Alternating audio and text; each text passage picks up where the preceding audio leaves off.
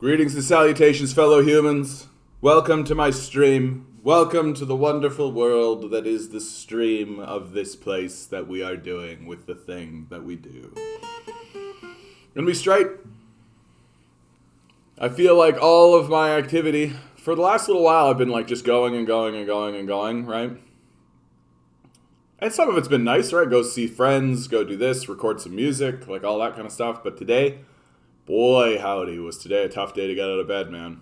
Today was a tough day to get out of bed. And really reminds me that, like, you know, sometimes getting out of bed is the achievement. That, especially in this kind of pandemic period that we're in, right? Like, we're not actually really, truly paying attention to the fact that, like, pretty much everybody's got some PTSD going on right now, dude. Like, there's like, hey, Major, how you doing, bud? Good to see you. Everybody's experiencing some kind of trauma right now, right? Like, and the trauma that we're experiencing as a people is massive and overwhelming. Like, it's bad enough that we've all simultaneously had like a glimpse to our mortality, right? Like, it's bad enough that we're kind of experiencing this on that level, but we're also all kind of coming to a larger awareness that the system that we are involved in is a failure, right? And that itself is just like this harrowing, absurd, ridiculous thing. So as people come into the chat, as we get things started, I'd like to play this tune. This is one of the tunes I got recorded, so if you're interested, when I finally get the recordings up, you'll be able to get access to this one. This is, I call this my ode to capitalism.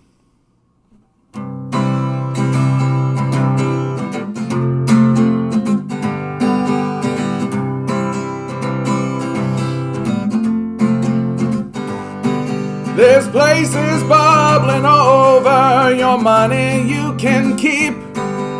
I'd rather while away my days dying in the streets than spend another moment sucking up to you. You can take this job, put it up your ass, and this is what you'll do. Get fucked. Get fucked. I didn't want this goddamn job anyway. Get fucked. Get fucked. You fucked around and found out, go away. Just go and get a job that doesn't pay the rent. Go get an education and drown in all your debt. The billionaires don't give a damn how hard they're screwing you. So let's all send a message and tell them what to do. Get fucked. Get fucked. I didn't want this goddamn job anyway. Get fucked. Get fucked. You fucked around and found out, go away. We're all in this together, so long as you do all the work. Slave away your better days, make money for some jerk. This deal ain't no kind of life, it makes me wanna scream.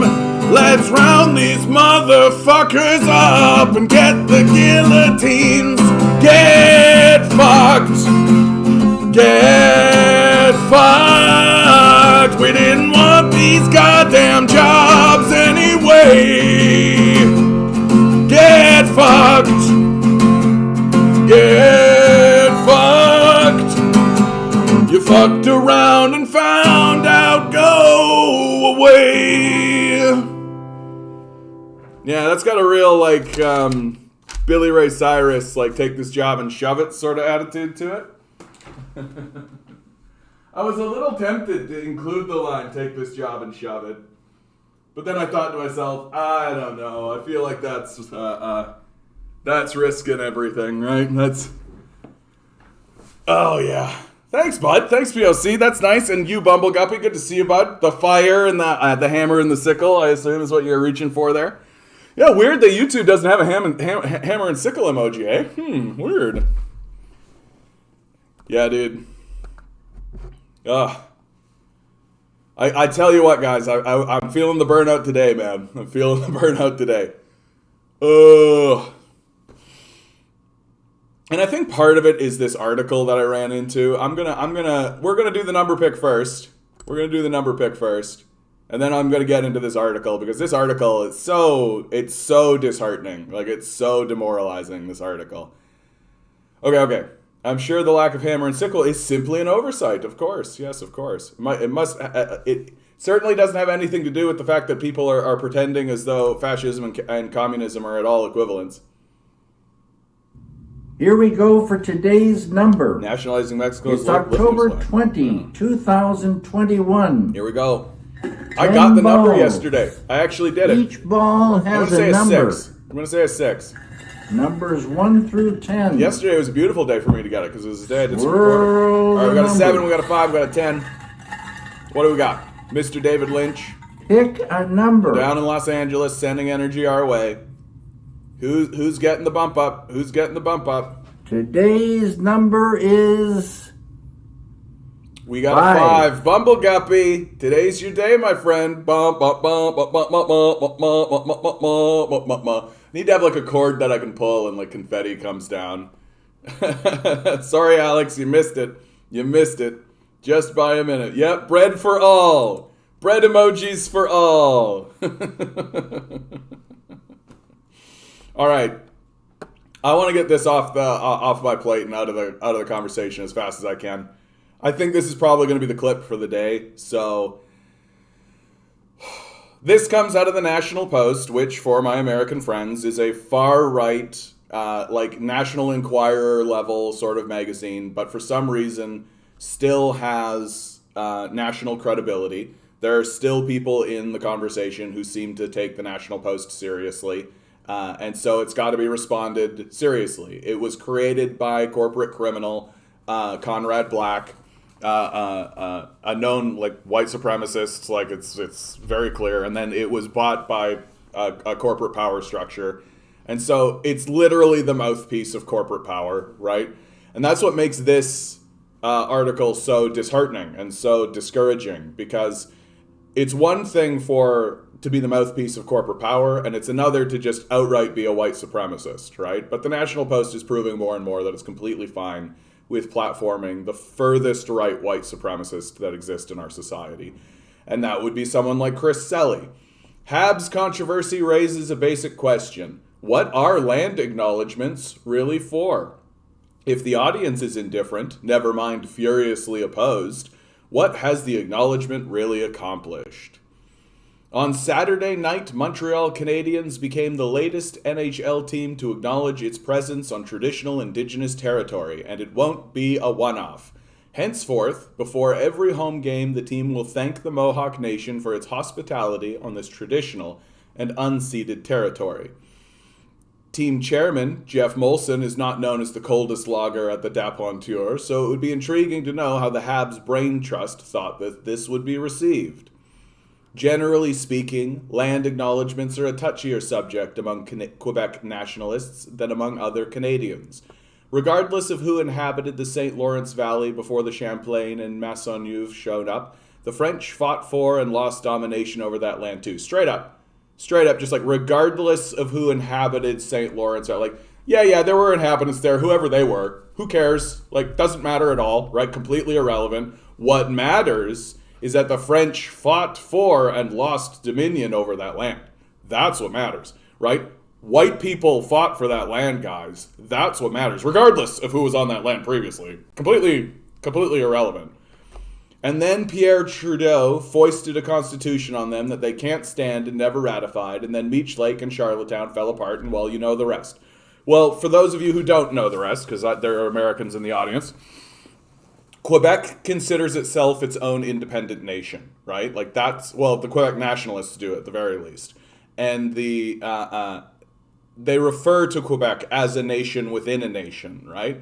And what Selby, of course, or Selly is focusing on is the relationship between the English and the French. So the white people, right? The white people in the conversation. Forget about the fact that there were like literally people living on that land that we literally have committed a genocide against about. Like that's whatever that's about, right? Which you'll see how flippant and disrespectful he is towards this. The Habs are a leading symbol, if not the leading symbol, of the Quebec nation, whatever that is exactly. See, he's fucking named boob. The fact that he's like able to publish these articles at all is ridiculous. Named as the team named as the team is for the original peasant farmer settlers of New France, whose status was intrinsically linked to their stewardship over the land, you can understand why the acknowledgement would cause some angst. Rightly or wrongly. All right, plausible deniability. I've never seen that done before. But the question of a specific Mohawk claim to Montreal Island is especially fraught if the preponderance of traditional historical opinion is not on the Mohawks' side. The traditional view, as argued in La Presse by UQAM history professor Alain Belot, of course, white guy, right? Like, that's who we need to be paying attention to, right? In the conversation of the genocide that was perpetuated against the First Nations people, it's white people who are the authorities, right? During a previous flare-up of this perennial controversy in 2017 is that the Mohawks took up permanent residence in the St. Lawrence Valley only in the late 17th century and as part of the French Catholic colonial project. A Jesuit mission on Montreal's South Shore eventually became Kanaweki. A Sulpician mission on the North Shore eventually became Kanesatake. Okay, like so Mohawks citing oral history and recent archaeological finds, which traditional historians also cite to bolster their own case, argue that the Iroquois who Jacques Cartier encountered in 1535 were in fact their ancestors. Thus, the Mohawks who settled around Montreal as the colony's invitation were really just coming home. Like, and this, of course, is a complete misunderstanding by white people of how First Nations people viewed the land, right? Like, they didn't have private property law. Like, they didn't view it that way, right? That they viewed, like, they're a nomadic people traveling around a territory that is existent like in the area that they have. So just because they didn't have like structures built at that exact moment in that territory, right, on that specific parcel of land, like it doesn't matter. It doesn't mean anything, right? Borlase's school of thought argues that Iroquois Cartier met were an entirely separate group. Yeah, of course the white people are going to do that, right? Like that's what the white people are going to do. That being the case, the reaction from marquee nationalist commentators blew past angst, and at last report was approaching apoplexy, right? This is the classic report the controversy. It's like what they did with climate change. It's like what they did with smoking, right? Report the controversy. Like don't actually try to discover what the truth is. Just say that, oh, both sides have points, right? Yeah, the white genocidal maniacs who came in and eliminated the First Nations people clearly have the same level of credibility as the people who had a genocide committed against them.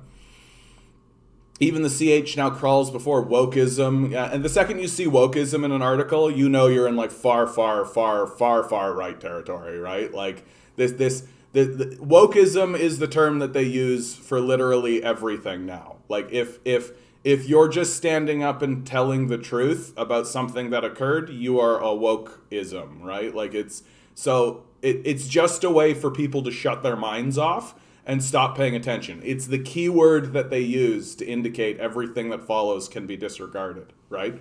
That's the language, that's what they're using it for. And the dishonest rewriting of history, former party Quebecois M&A university professor, popular columnist, right? Another white supremacist, right? Like Fackel invoked Joseph Goebbels to describe the woke army's tactics by forcing us to use words like unseated. The soldiers want us to buy the vision contained in the expression, but it is unceded territory. Like that's the difference, right? And the idea that he's evoking Joseph Goebbels to say of First Nations people, to use words like unceded, is disgraceful. Like it's disgusting what he's done. Like Joseph Goebbels was literally a genocidal maniac, right? And pretending as though, and so it's an inversion, right? It's an inversion of what is real.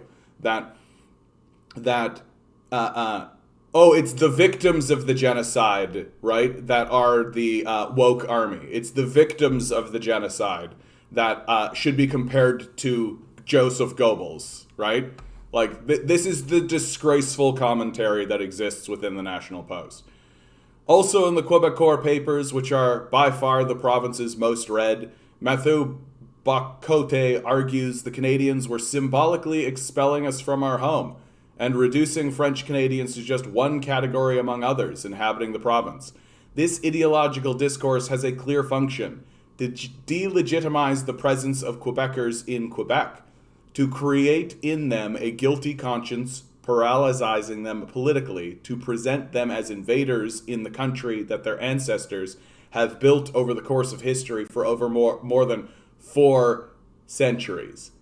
Right? So the history of 4 centuries of white people matters. The history of literally thousands of years of First Nations people, irrelevant. Not even worth bringing up. In fact, they're a woke army to be compared to Joseph Goebbels.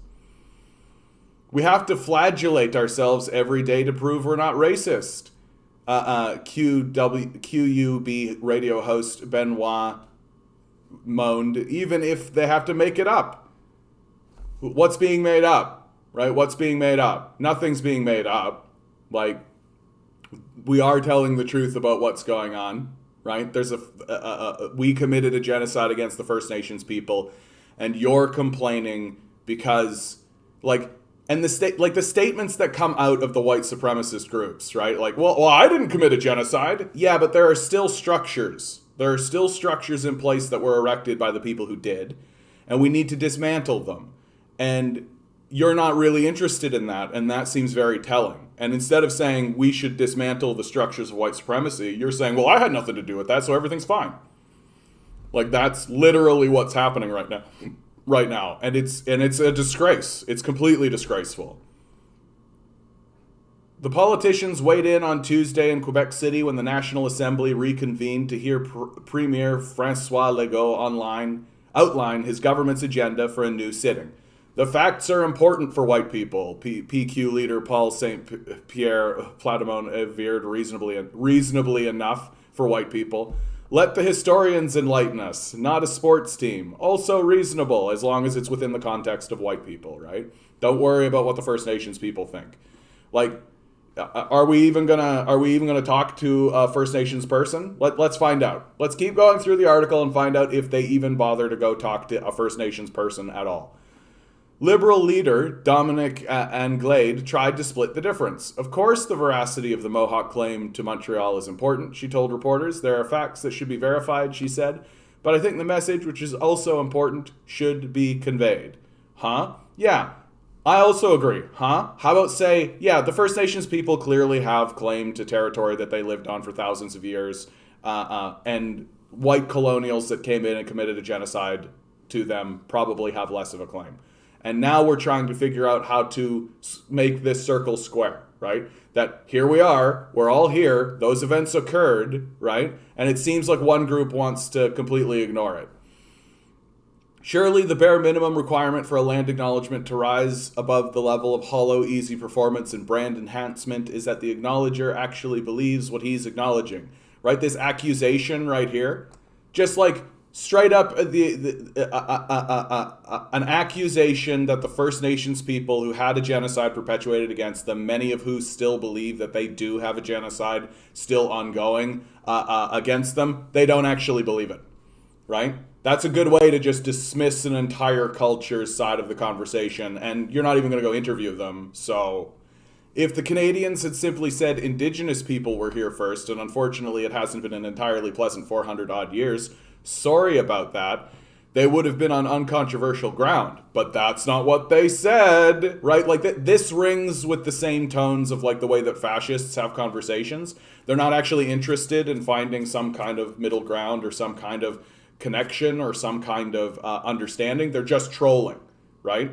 They're just trying to nitpick the conversation and find ways to dismantle the argument because they're disingenuous when they're talking, right? And this is what the National Post publishes. They published far-right fascists and far-right white supremacists who aren't actually interested in creating a conversation that everybody can agree with, or find a way to get all parties in a place of compromise. They're just trolls, right? They're just trolling the conversation in order to confuse and frustrate, and so that and also empower their white supremacist brethren who they know are doing acts of violence against these vulnerable communities, right? That's what's happening here. All that surely calls into question the basic utility of some, not all, land acknowledgements, right? So here we go. Find a way to crack open the idea that land acknowledgements are illegitimate, right? Crack open the idea that land acknowledgements are illegitimate so we can stop hearing about it, render it silence, and continue the genocide. That's the point. If the acknowledger in the audience understands what they're acknowledging and broadly agree with it in spirit and substance, then it could be a compelling symbolic recognition underpinning a broader effort at reconciliation. Whatever that means exactly. So this guy is either like completely disingenuous or illiterate, right? Like he understands phrases like could be a compelling symbolic recognition underpinning a broader effort at reconciliation. Whatever that means exactly, what the fuck are you talking about? The idea that we acknowledge that we did a genocide, the whole idea behind it is to say, we did a genocide. We should learn from that and maybe stop doing genocides. You know, like the way that we sell weapons to the Saudi Arabians so that they can do a genocide against the Yemeni, right? The way that we support the Zionists in their pursuit of a genocide against the Palestinians, right? Do you not see how these things are linked? I mean, of course he doesn't, right? Like, of course, this white supremacist on the far right in the National Post obviously doesn't, or is completely disinterested in connecting with that. But do you guys understand how, like, if we acknowledge that we did a genocide, it is supposed to lead to us no longer doing genocides, right? And if we start to dismantle the machine that is responsible for doing the genocides, then the machine won't be able to continue doing the genocides like the ones we're perpetrating today. Right? Do you understand the basic concept of this? I mean, obviously, people on the far right don't and aren't interested in it. Because I didn't do that. I didn't do that. Conservative, liberal, yeah. Arms to Saudi Arabia, perfectly normal, right? But if the audience is even just indifferent, never mind furiously opposed, what has the acknowledgement really accomplished? What has it accomplished? It has highlighted that there are still far-right white supremacists in the group. It has highlighted that we are standing up and saying we acknowledge that we are on unceded First Nations land, and there are people going "Roar!" about it. That's an accomplishment because it's pointing out, hey, there's white supremacists here. Look at the white supremacists that exist in the society. Well, I didn't do that, and I'm not going to dismantle any of these systems. Those First Nations people just need to go get a job. Like, it's highlighting that we have a lot of work to do. And in fact, the fact that there is a pushback against it is reason to continue doing it, right? Because it's a completely reasonable position to say of the First Nations people who have been the victims of a genocide and the fallout of that genocide, hey, we should actually acknowledge what has happened and seek to ensure that it never occurs again. When it comes to a hockey team, it doesn't really matter so much. A hockey team isn't in any position to affect huge societal changes to begin with. So this is the dumbest thing ever. Sports is important. Sports is politics. Take a look at Colin Kaepernick taking the knee, right? These are important things. Why do we sing the national anthem before every single game? What's that about, right? Like if sports teams are not political, then why do we sing the national anthem, right? But the purpose of this article is to downplay land acknowledgements and eventually get them out of the conversation so that we can continue the genocide, right? That's the point. But the Habs are following well-worn territory, even in Montreal. Former and would-be future mayor Dennis Coderre has acknowledged the Mohawk claim to the island, but has his replacement? Across the country, politicians dispense rote land acknowledgements as if they really mean something. This might be a good opportunity to examine exactly what, if anything, that is. Yeah, no, that's a fine way to end the conversation. I wish that this guy had gone and actually talked to anybody about that, right? Imagine if this of this person who is not a journalist, right? He's just a far right fascist propagandist in a far right fascist organization, asking this question into the ether as if he couldn't just be like, oh, here's a First Nations organization. Boop, boop, boop, boop, boop, boop, boop, boop. Oh, hey, First Nations organization that has been well established and understood. Can you explain to me, a far-right neo-fascist, what is the purpose of land acknowledgements? Uh-huh. Uh-huh. Uh-huh. And then he could have put that into this article. But that's not the point of this article. The point of this article is not to inform the public about what the point of land acknowledgements are. Like all fascists, the point is to throw shade, be a troll, and empower other fascists. That's the point. This guy could have very easily found a First Nations organization. Interesting how he didn't. Interesting how literally the only person in the conversation who he even mentioned as like a foil to what's even going on was some like wimpy liberal, right? Like didn't bother going to any First Nations tribe, didn't go bother talking to anybody, right? Because all that matters to this guy, the only thing that matters to Chris Selly is white people. Period. That's it. The dealing with the First Nations people is like a gasping, like, oh man, I can't, can't these friggin' brown people just go away? Like, go away. Oh, they're such a pain. Right? That's the attitude that comes out of a guy like this.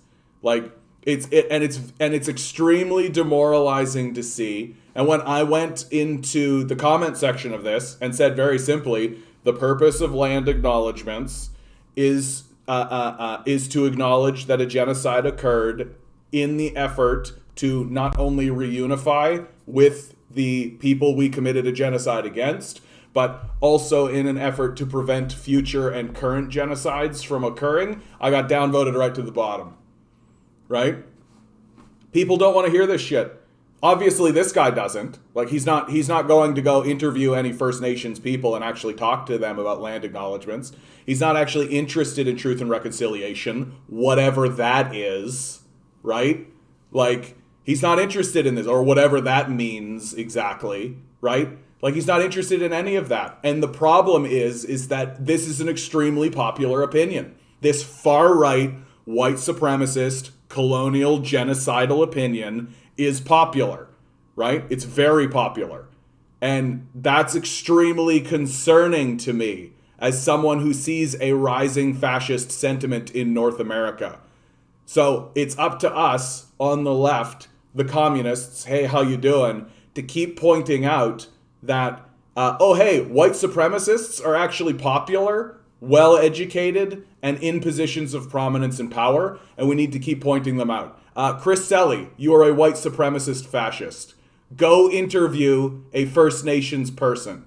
It's extremely easy to do, and the fact that you didn't in an article about land acknowledgement is shameful. Hey, if you made it to the end of this clip, please like, share, subscribe. I got a Patreon down below. You could help support leftist voices and actually live in a world of reality and fight against white supremacists. Good luck, guys. We're going to need it.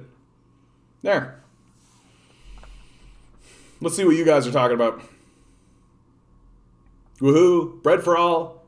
Hey, Kevin. How you doing, bud? Go look at my videos where I'm recently arguing with a capitalist after this. Quebec sounds like Canada's Texas.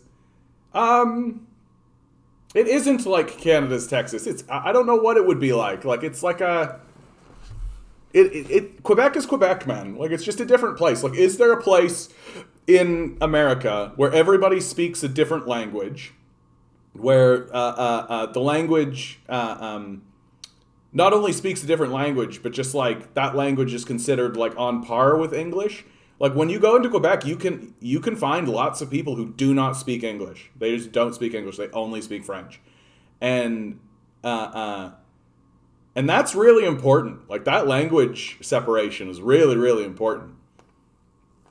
Rise, my leavened comrades. Hey, Loaf, how you doing, bud? The private in private property is the guns. Looking sharp today, John. Well, Thank you. It is laundry day, so getting down to the bottom of the barrel. Have you read Red Skin, White Masks, Rejecting the Colonial Politics of Recognition by Glenn Coulthard? It's very good, but I'm only a chapter in. Oh, okay. We gotta recommend here for people who are interested. Oops, I was out. Yep, I get that. Trolls. Yeah, dude. Political narrative is like attending college level psychology of marketing in real time. Yeah. Well, and that's all it is, right? Like they're trying to get rid of land acknowledgments. They don't want to talk about this at all. They like for real. They like here in Canada. There was a First Nations tribe, Wet'suwet'en, I believe is the name of the tribe, and they've never given up their land to the Canadians. Their land has always been theirs. It's complete they still live there, right? They've never had any of that. And the Trudeau administration has literally just marched RCMP officers in there in order to force a pipeline across it. Like the idea that these genocides and these acts of violence against the First Nations people are done and in the past is a joke. You've got to be illiterate to think that that's the case. And which, I mean, here you go, right? And here's somebody who is in a position where they are financed to write articles on about the issue, and they're literally not doing anything about it. They're literally not going to go talk to anybody. They're literally not going to go talk to anybody who's educated or interested. The only people that they talk to are white supremacists and nationalists, right? Like, what do you think is fucking happening? The work that needs doing that doesn't generate profit is accumulating at an alarming rate. Yeah. Yeah. And I mean, and there's important shit that needs to be done too, right? Like infrastructure shit. And we're going to get into a lot of that actually back here once I get through you guys. This one time I mentioned Asian and Chinese in the same sentence, and some chud was like, oh, you think Asians and Chinese are the same? It's pretty racist, bro. Conservatives love to do this. Yeah, because they're just reactionaries, right? They're not they're trolls. They're just trolls. Like they're not actually interested in creating a society that actually functions or works, right? They're literally like, you know, your incel troll crowd. That's it. And they're just trying to piss people off. That's it. They're not interested in anything else. Hey, beer drinker, how you doing, bud? There are many right-wing brigades on Reddit. No wonder you were downvoted. Yeah. I mean, the PPC crowd, right? They couldn't be brigades on Reddit or the administration of the site would have put a stop to it. Yeah, exactly. Alberta is Canada's Texas, I suspect. Yeah, I think that connection is more apt, actually. A lot of the way that Texans think about the world, Albertans think in a very similar sort of a way. No, Quebec is an interesting place. It's an interesting place. It's unique. Quebec is Quebec. I don't think that there is a parallel in the United States. Like, maybe you could say something like Louisiana because they have like a similar sort of French culture there, but like it's not the same. Like, and Quebec really does view itself as like a nation within a nation. Like they've never, like, the Canadian Constitution was not ratified by Quebec. It was just sort of thrust through. Like, and Quebec said, well, but the rest of us were just like, too bad, right? And we just went forward with it. And yeah, and Quebec it's its own thing. And the conversation that's happening between Quebec and the rest of Canada has always been very interesting. And it is interesting, and it is worth paying attention to. But hyper-focusing on it within the concept of land acknowledgements while trying to, like, undercut the idea of land acknowledgements with, like, a technicality argument, it's just peak colonial settler attitude. Like, it's peak. It doesn't get, like, fucking worse than this. And, well, until you actually start shooting people. Okay, moving on. Oh, hey, here. Who's this handsome fellow? Yeah. Today, Michigan State University sent an email to faculty, staff, and grad students asking them to volunteer to work in the dining halls because of staff shortages. MSU has a $3.4 billion endowment, and their football coach makes $5.5 million annually. So the response by certain institutions to a labor shortage, or to a wage shortage, frankly, is, hey, can we just do slavery? Can we just slavery this? we could just slavery, right? Like we could just ask people to do stuff for free, right? Yeah, we should just ask people to do stuff for free. We're certainly not going to give up our $5.5 million paychecks and our $3.4 billion endowment or any of this. Like, that's not going to happen. I've been shot at 3 times in the United States. My dog was shot at here recently, and last night 3 of them were poisoned. They've pulled through. Oh my God. Dude, that's brutal. That's fucking brutal, man. Like, I hate that shit. My wife put up a video on YouTube about our dogs getting possibly poisoned last night, and it was taken down in a matter of minutes. Interesting. Interesting. I wonder what they hit. Like, I wonder what you hit. That's very interesting, dude. That tells me that your local state representatives have or representatives, but your local state authorities have gotten connected with YouTube. And dude, America is falling into a civil war. Like, it's falling into a civil war. And it's getting pretty clear and pretty obvious, right? And like going around and someone hacked into her account, it was removed. Well, I mean, that tells me that like local state authorities work with social media in order to remove content that highlights their actions, right? And it's always done on a like quote unquote national security kind of thing, right? So if the cops are going around poisoning dogs, right? So that when the Civil War kicks up, we don't have dogs, right? Because, like, make no mistake, man, there are people in the States right now that are training to attack dogs, and they're training them to attack police officers. Like, make no mistake, that is 100% happening. And so the response is, of course, go kill the dogs. Please tell me if you hear any channel talking about the Civil War so I can keep track of it. I'm thinking of leaving. Hey, hi, hello, hi, Kevin. That would be here. That would be me. Because that's one of the theses of this channel, is to actually report on the Civil War that's unfolding in the United States. And there isn't going to be lots of good reporting on it. That's the truth. Like, you're not going to hear it from like the revolution will not be televised, that kind of thing, right?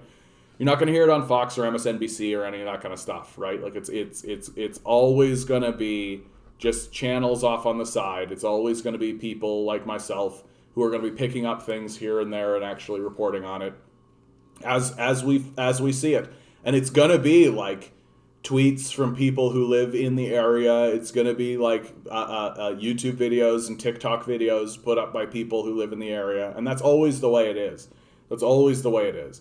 And so keep tuning in here, and I'll definitely keep directing you to stuff I see. On the note of bullshit work, there was a post on Anti-Work today. There was a guy saying, I have 2 full-time remote jobs, each paying north of 100K, and I just half-assed both of them. Neither knows. Yeah. Well, because the system has no credibility, right? Like, game it. Just fucking totally game it. Like, if you can't quit your job, you should definitely try to be sabotaging your job. Like the place I work on the weekends, they're pretty aware that that attitude is taking place, and so they're basically just giving everybody everything. They're like, oh, you need some food? Have some food. They're not putting, like, I don't know how I would sabotage this place. Like, how would I sabotage this place? I'd literally have to break something to sabotage it. But like, I'm not really interested because they actually treat us with respect and dignity. I'm getting paid like, with tips, sometimes I get paid like $30 an hour at that place. So it's not bad. It's not bad. Like 1 out of 10 of my chats here don't go through. I just posted a croissant for Quebec and it didn't go through. Yeah, I don't get YouTube, man. I don't get the algorithm. I don't understand why it is like someone like you, Bumble Guppy. Like you've been here for like a month. Like you've been here for quite some time, almost on a daily basis. And it's like you would think that YouTube would be like, oh, this is fine, right? Whatever this guy's going to say is going to be fine. But like, and then somebody comes in and like does like a spam bot, and that's like totally YouTube's just like spam bot. That's completely normal. Yeah, spam bot. Yeah, right. So I don't Tim Pool is constantly going on about it, and I believe Russell Brand was discussing it the other day. Tim Pool, though, I like, what a hack. Just a hack. Straight up. Yeah, and Russell Brand. I actually like Russell Brand. My critique of Russell Brand is that he's not galvanizing his people to the streets, but I still like him as a commentator. I'm going to rely on my experience in retail to lie to people's faces that I'm on their side until they go away. Yeah, thank you. I already started trolling Tim Pool, and some of his people are vicious in their counterattacks, and I don't see Russell Brand enough. Yeah. I mean, look, Tim Pool is a hack. Like, he doesn't actually have a political alignment. He literally will just say what he knows his people want to hear. Period. He's a hack. He's only doing this because it gives him a paycheck. Period. If it didn't give him a paycheck, he wouldn't do it. Right? And he doesn't actually have opinions or positions. He has no moral center. He has no moral core. He's admitted as much. So, like, if you're going to Tim Pool for your information, you're just going for the circle jerk. That's what you're going for. You listen to Tim Pool because you agree with what people in the chat say, and because that's all Tim Pool talks about. He just talks back to the chat. That's it. The live streams of protest have reduced a lot. I wonder if it's a government action. Y'all, for sure it is, dude. Well, I mean, like, you're getting into a position here. Let me see if I can find it. We're going to talk about all this, but yeah, here you go.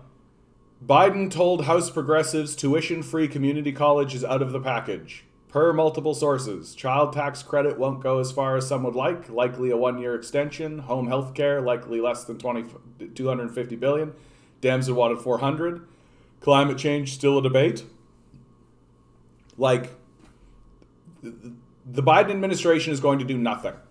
Like, let's be extremely clear.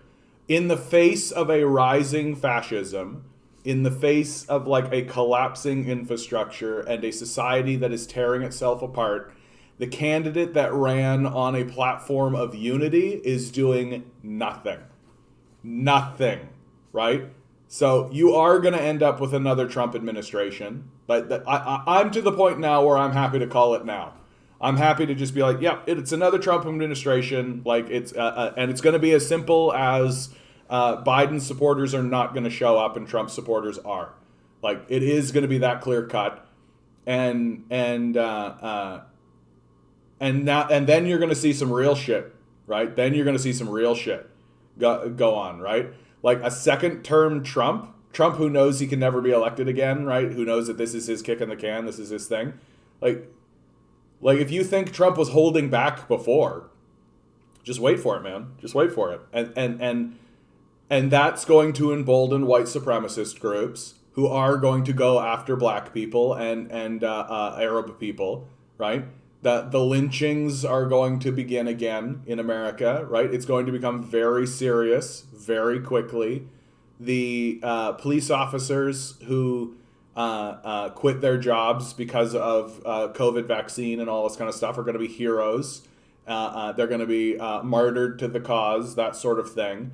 Right, and the organizations that are going to spring up are going to make the Proud Boys look like baby's first white supremacy, right? Like and then the normalization of white supremacy again, which is why I went after that Chris Shelby so much, because it's like, no, we should not be normalizing white supremacy. Like, we should not be normalizing white supremacy, and the normalization of white supremacy is easy to do.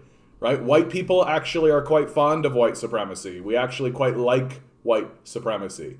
And it's easy for liberals to just turn a blind eye to the lynchings that are going to come. And that's exactly what they're going to do.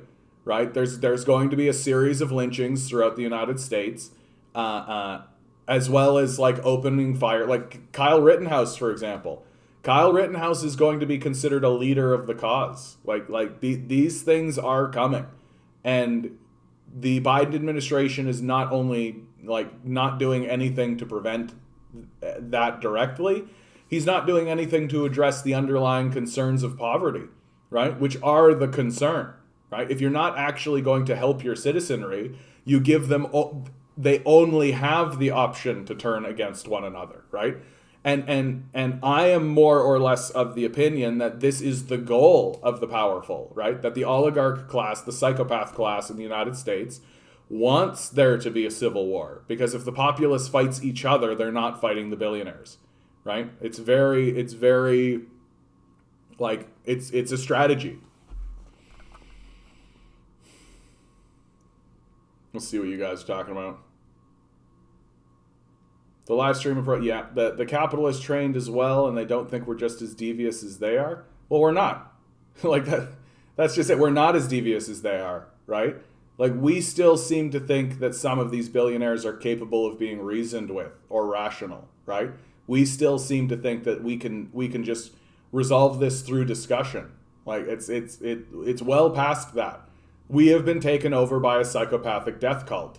Like, it's very clear that that is the case, and it has happened because we are not as devious as they are.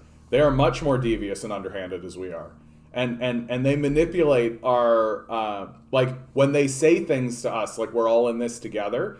There's a huge section of the population that's like, that's right, we are all in this together, yeah, right?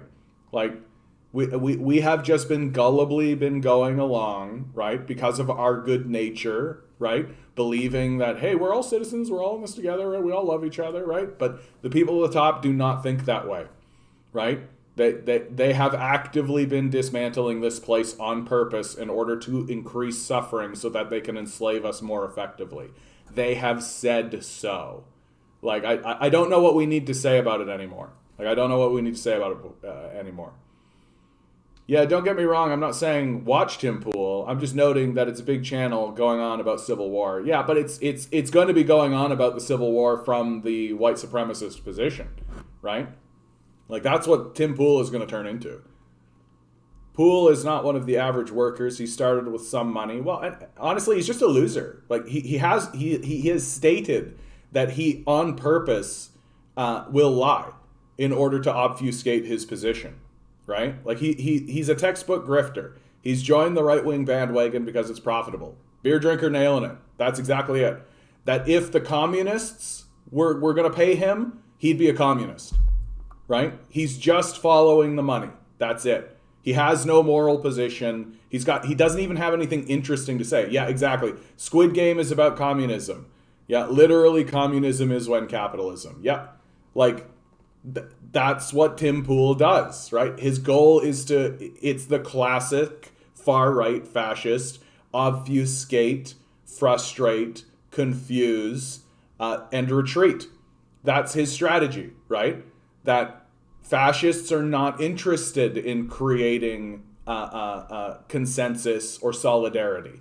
They're not interested in creating unity or any of that kind of stuff. They're interested in contradiction. They're interested in trolling. They're interested in confusion and frustration. And then if you finally do mount a big enough opposition to them in order to defeat them, they just retreat. And if you try to challenge them on, hey, why are you retreating now that you're on the back foot? They just make fun of you. Like, they're not actually interested in a genuine conversation, which is why you shouldn't engage them.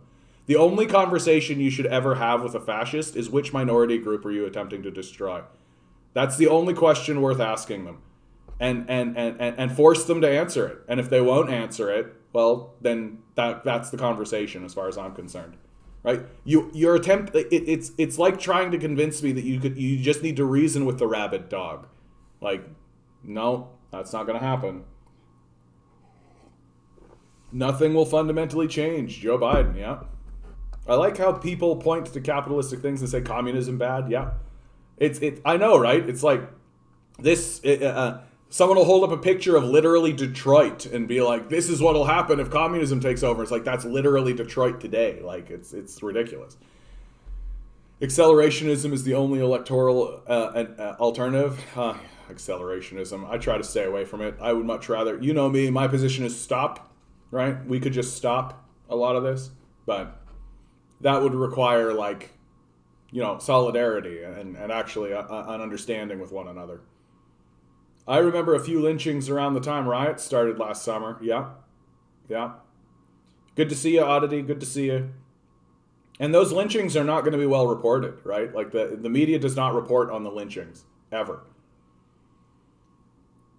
Agitation, yes, only accelerationism that is harmless to the people. I mean, acceleration, the idea behind accelerationism is like, well, just let someone like Donald Trump take over and then that'll accelerate and all that, and we'll get into it'll swing the pendulum back the other way and people will repel against it. It doesn't work that way, right? Because fascists will not leave anything behind them, right? That their goal is to lay waste to everything. And if you think like, oh, we'll accelerate towards fascism and then we'll all bounce off of it and build like a bright future from that, like that's not how it's going to work. Like fascists, when they get power, they burn things down completely, like completely. You're not going to have a democratic structure, right? Like you're not going to have these things. You're not going to bounce back off of it. It's not how it's going to work. So I am against accelerationism for that reason, because built within the idea of accelerationism is the idea that there'll be a civilization or a society left to salvage, and it's just not how it goes. I saw Kyle in the background of a live stream. Kyle creeped me out, and he was at a gas station before the attack. He was on very edge and wearing medical gloves with an AR-15. Yeah, dude. I can't believe in the United States that it's just totally cool to walk around with like a fucking AR-15. Like, yeah, it's just I'm just, protecting myself. Like, what the fuck is wrong with America, man? My point about accelerationism is not my own, but the broad social understanding in the US, Dems equal status quo, Republicans equal fascism and destruction, that will influence the elections. Yeah, absolutely. But more and more people are beginning to understand that status quo is also fascism and destruction, right? Like, Biden and the Biden administration was able to convince enough people that the Trump administration was fascist, right, and was destructive, which is accurate, but they did it by deceiving people into believing that somehow the Democrats are going to be different. And the truth is that Biden has been essentially exactly the same as Trump. It's just without the tweets. Like, that's it. Like, if Donald Trump got into power and just didn't tweet, right? If he was just in power, right, not tweeting, that would be Biden. It'd be the same thing. It'd be exactly the same thing. So like, and people are already seeing it this way. It's already happening, right? Because like when Biden comes in, he comes in saying that there are several crises going on. Like we have crises going on that we need to address and we need to deal with and we need to do something about. And what has he done? Oh, it turns out fucking nothing. Like turns out fuck all. Like fuck all, right? So like already people are saying like, why did we bother voting for these guys? Like we vote blue for no matter who. Why? Like why? And the reality is that come the next election, like, and you're going to see it in the midterms, right? Like in the midterms, people are going to swing back to the Republicans. I thought at first that they might be able to push forward on the Democrats, but Manchin has done his job very well. He's done his job very well as an obstructionist on behalf of the Democratic Party, right? And has made it very difficult for the Democrats to actually move forward. As if they were interested in moving forward anyway. He's played his part. He's played his role very, very effectively. And that's going to swing people back towards the Republicans in the Senate and the House. And then the Democrats can just kick up that whole like, oh, the Republicans are just being obstructionists, right? And which will eventually swing people to the right, and then you'll have like a Republican House, a Republican Senate, and a Republican presidency. And when the Republicans take power, they actually do stuff, because they're operating on behalf of the psychopath class, right? So you're going to see like a decimation of America. It's going to be a complete decimation, and which has to result in a civil war. Like people are going to go into a civil war simply based on the anger alone. Like nobody is going to tolerate what's going on. Some communities in the USA, just so sad, you think you were put there for punishment, yeah? Felt like Charlottesville, Virginia had a dark, creepy side before I left. Later, I learned why. Yeah. I've seen many elections in the U.S. over the years where people vote in droves for any change at all, and it's always a worse change in disguise. Yeah, because that's the strategy, right? Like, America only has one party, okay? It's a one-party system, right? With two factions. And those two factions understand how to manipulate the populace, right? And if it ever does come down to a Republican versus a Democrat, it's strictly just a vanity project for them. Like, I would like to win to be the governor. I would like to win to be a congressman, right? But like, they all work for the same structure. It's the same thing. Like, the idea that there is going to be meaningful change through the electoral system in America is a joke. Like, it's a complete joke. It's a farce. You've got to be deluded to believe it's the truth. And like that was my big like when Noam Chomsky came out and said people better vote for Biden because he actually believes the climate change and so on and so forth. I was like, oh, okay. Like, weren't you the guy that wrote Manufacturing Consent? Like, do you not understand that like the United States system is just theater? Like, it's not actually a political system any longer. It's just for theater. Like, that's what it is. Like, here's a story. Like, if this doesn't get people into the streets, I just don't know what to say, right? Why the fuck does it cost so much to die in this country? My brother died 3 months ago unexpectedly, and it threw my family into $50,000 in debt. Funerals should automatically be free because literally everyone dies. It's absolutely sickening that this country decided to turn dying into an unaffordable luxury. My parents are already working their absolute ass off to make ends meet. I'm struggling to find a steady job to help them out financially, and even if I do, I'm pretty sure it's still not going to be enough to pay off all this bullshit. I'm not mad because I'm paying my brother's expenses. Oh wait, actually I am. There should be zero expenses at all. Why should me and my entire family work themselves to death so that we can pay for his death? Who's going to pay for our death when we finally kick the bucket? So basically, in a nutshell, most people in this country work their entire lives away just so someone else can pay their funeral expenses because they can never afford their own. Like, there comes a point, like, and these sorts of stories are going to get more and more and more aggressive. Like, it doesn't get more personal than this.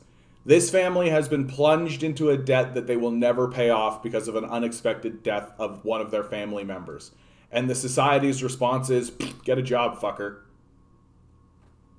Yeah, like, the revolts are coming. Like, that, it's very, like, we're already in it. Like, the strike actions are happening, right? The walkouts are happening.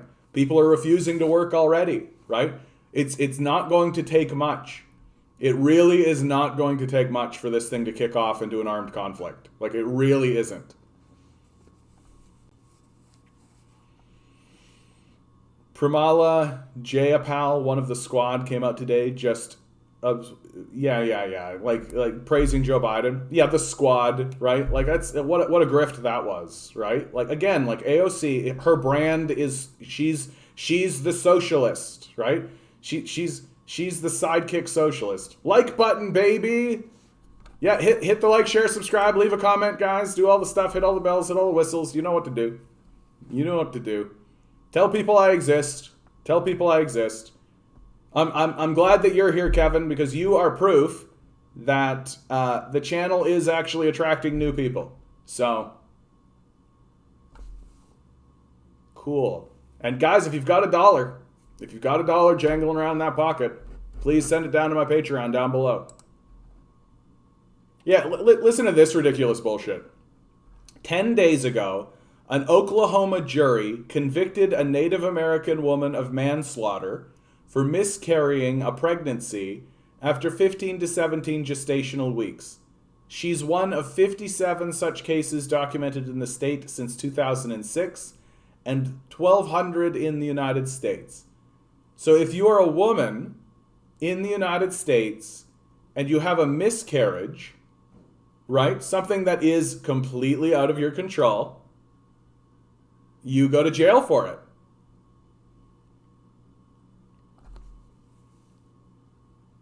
And the reason this exists, beyond the shadow of a doubt, is so that they can increase the slave population in the prison system. That's the reason they do it, right? Like, The American prison system is a slave system, without a doubt. That's the reason it exists. And it's also used not only as a slave system, but as a way to diffuse power in the society, right? Your Martin Luther Kings and your Malcolm X's and your Tupac Shakur are in jail, right? Like, that's what's happening.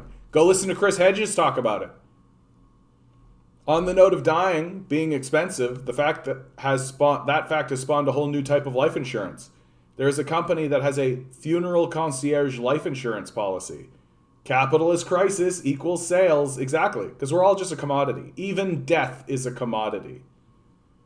The comrades over Jen Zedong making AOC memes with Stalin quotes is just, yeah. I love that shit, dude. I love that shit. When they take Stalin or Mao and they put it on like Bernie or something. And it's like, this is so racist. If there was a blonde white woman from a well-to-do area, it would be everywhere. Exactly. Exactly, Bumbleguppy. Like if this was just like, if this woman's name was like Kelly Phillips, right? And she came from like a middle class even family and she was blonde hair, blue eyed, right? It would make international headlines. It would make international headlines. But because it's just like a Native American woman, a First Nations woman, right? Yeah, get fucked. She must have done something. She was probably drinking, right? Oh yeah, I love this. Hey Mark, how you doing, bud? Stalin, Freund, Genosse. Internet comment by a Tibetan person who studied abroad, roughly translated by me. 1. I am a Tibetan. Although I am a Tibetan from Sichuan and not Tibet, when I studied abroad in the UK, I chatted with an Italian. He did not know I was Tibetan from my looks. Here's the original. 2. He said China stole Tibet, killed many Tibetans, and must pay. I said, I'm Tibetan, and grew up in the Tibet region. Many of my relatives are currently in the Tibet region, and they all love the CPC. He quickly shifted the conversation and said that's because all of the Tibetans who say they hate the CPC have been killed. And the only ones remaining are the brainwashed Tibetans like you. Real Tibetans are all fighting for independence. All I said was, well, whatever makes you happy. Seeing as there's no room for discussion, and you accuse a real live Tibetan of being brainwashed, and you believe your information is the truth, then why the hell should we keep talking? Talking about real Tibetans and fake Tibetans, I moved to Chengdu for middle school, and I'm willing to bet that I speak Tibetan better than 90% of the Tibet separatists. And they have the audacity to say they're the real Tibetans, and I'm one of the brainwashed left after a massacre. Yeah. And when you actually go and take a look at who the Tibetan separatists are, they're typically families that were chased, like they're the descendants of families that were chased out by the Chinese when they went into Tibet. So they're like the children of literal like theocratic feudalists, like who essentially want to go in and reestablish theocratic feudalism, right? Like the people who are standing up, yeah, Gusanos, exactly. It's a very similar situation as to what happened in Cuba. It's a very similar situation between what's going on with the Cubans in Florida and in Cuba. Vietnamese socialists still consider Vietnamese American capitalists as Vietnamese. Interesting. But like, before China went into Tibet, like the average life expectancy for the feudal serfs was 35, right? I would already be dead living in Tibet.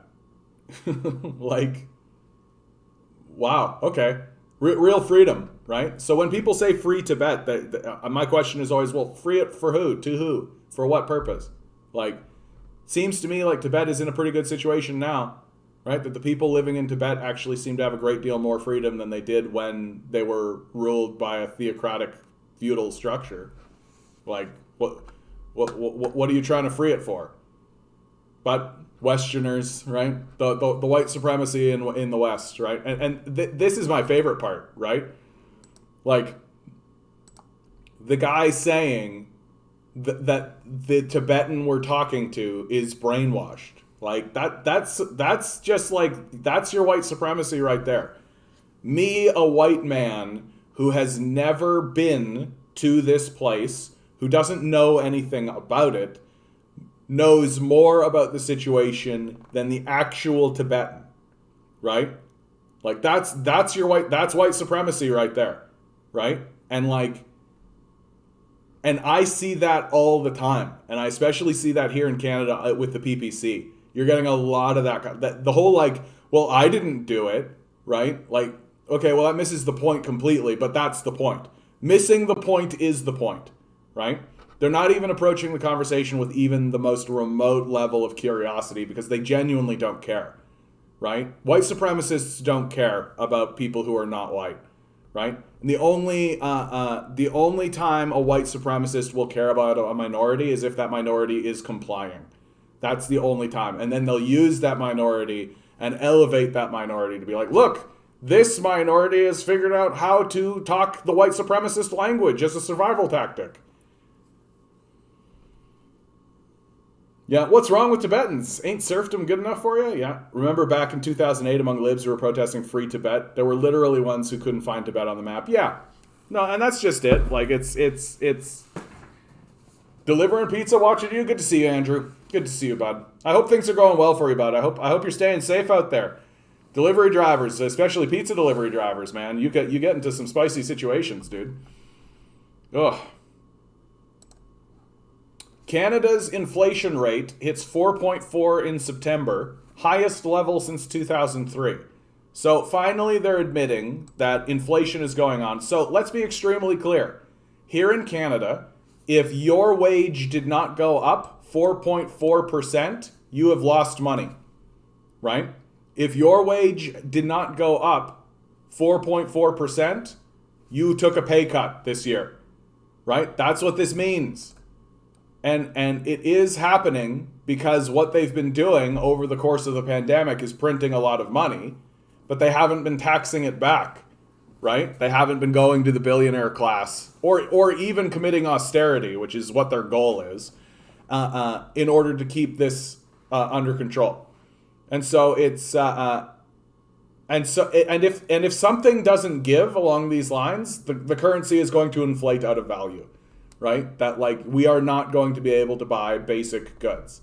And while inflation is going up, well, what do they keep doing to the rent? They keep raising the rent, right? They keep raising the price of food. They keep raising prices. They keep raising rent, and they keep lowering our wages.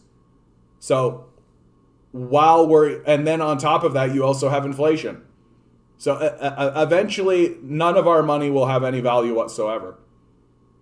Yeah. Things are so expensive. In reality, money is becoming cheaper. Exactly. Inflation means a man's pay cut for you, basically, is there's nothing that will be done. Yeah. If Americans know anything about any country, eventually they will realize the U.S. is horribly imperialist and awful, so we remain ignorant. Yeah. That's why I always say, right? Like, the hardest thing to deal with is yourself. Like, that's the hardest thing to deal with. And to actually look at yourself and to admit the truth about yourself, that's the hardest thing to do. People don't like it. People don't like to do it. They don't want to or like to admit that their own country or they themselves are capable of failure or capable of great evil, and so they don't. Andrew, the only home we could find in one of the cheapest U.S. states, we can't get anything delivered ever. How closely? Oh, geez, yeah, you're like on the boonies, I wager. How closely does Canada's wages follow American wages? Is there a minimum? Well, and it's province by province, so every province has their own minimum wage. Here in Ontario, the minimum wage is $14 an hour. What has happened in the United States with the minimum wage system is abhorrent. Like, some people are still living with what, $7.25 is a minimum wage? It's a joke. It's a fucking joke. Like, this fucking fake pretend society. Like, man, I filled gas today at $1.50 a liter, but at the same time, oil prices are low. I want someone to explain how the fuck that happens. Money, dude. Money. If I can make you pay $1.50, Well, I will, right? Like that's it. Like where else are you gonna get your gas, right? You're not gonna. There's no competitor, right?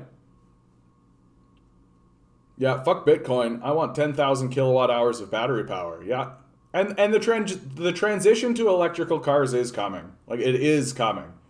It's just like we're very because we're so stupid as a people. We're going to be way behind the rest of the world. That like China and Russia and Europe and probably sections even of Africa, right, will probably already, and like South America too, will probably already have transitioned to electrical. But like because we have an entrenched oligarchy that will not relinquish its control of oil, like they're not going to do that transition. And like you have articles like from the Jacobin, only labor can force Canadian pension funds to divest from oil, right? Like it's going to take massive strike actions. It's going to take massive strike actions for people to actually get to the point where they may actually start to transition in this fake society that we pretend exists. Like think about how stupid the structure of this thing is, right? Like we have a ruling class that actively makes things worse, and the only thing we can do about it is get into the streets and then push things a little bit further in the progressive way, and then down the pipe they just make it worse again. Like that's the system. And I don't understand why we tolerate this. Yeah, AMLO might nationalize lithium in Mexico. It's going to be interesting to see what the U.S. does. War. That's what they'll do. Like, that's what they'll do. Like, they're going to march troops into Mexico. That's what they'll do. Like that. Right now we're in a really weird moment, right? We're in a consolidation moment for the a coup. Yeah, the classic, right?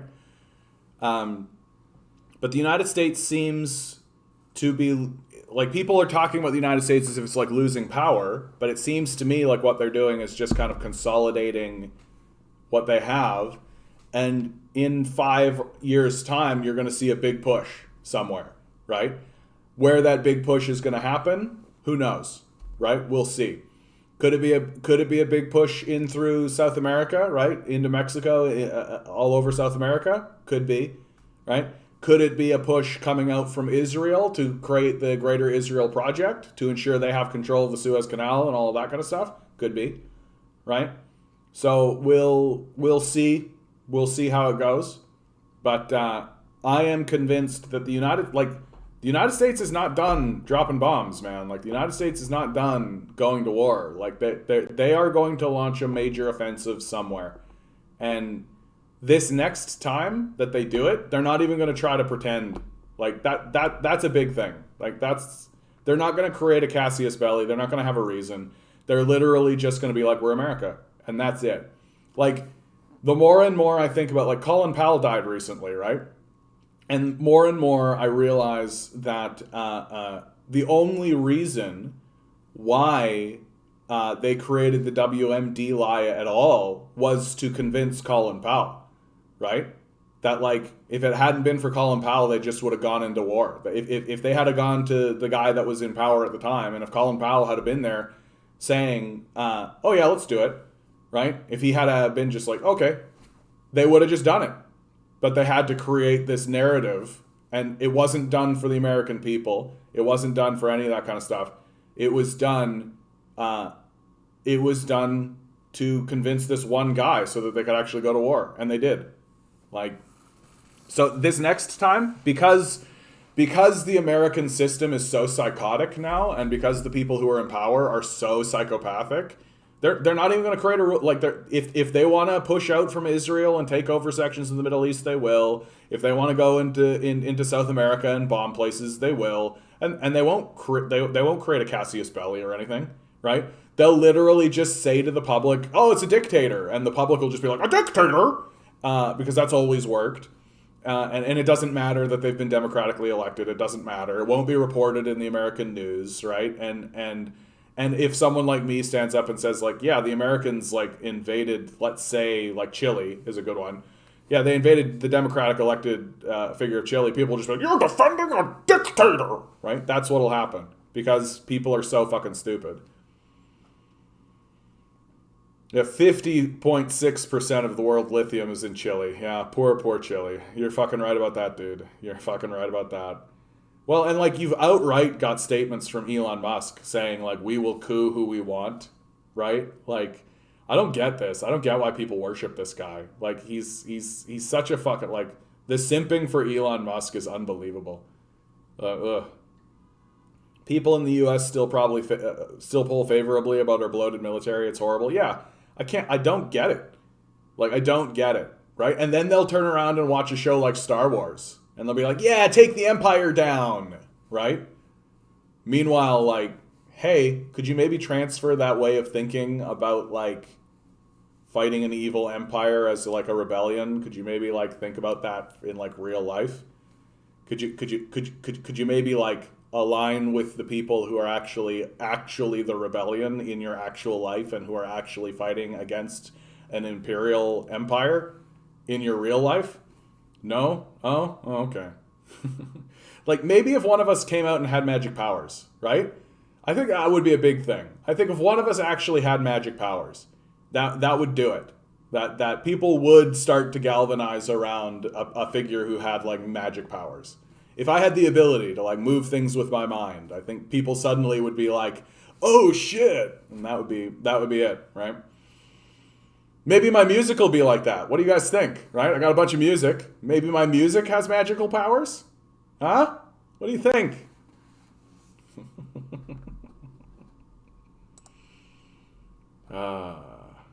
Cuba officially joins the Belt and Road Energy Initiative. That's actually a really, really, really big moment. Because Cuba officially joining the Belt and Road Energy Initiative means that it's going to be very difficult for the Americans to actually launch a proper invasion into Cuba. Or to fuck with Cuba in like big meaningful ways. It's the reason why during the period of Middle Eastern invasion, the Americans could never get into Iran. The reason why they could never ever get into Iran was because of the connections between China and Iran.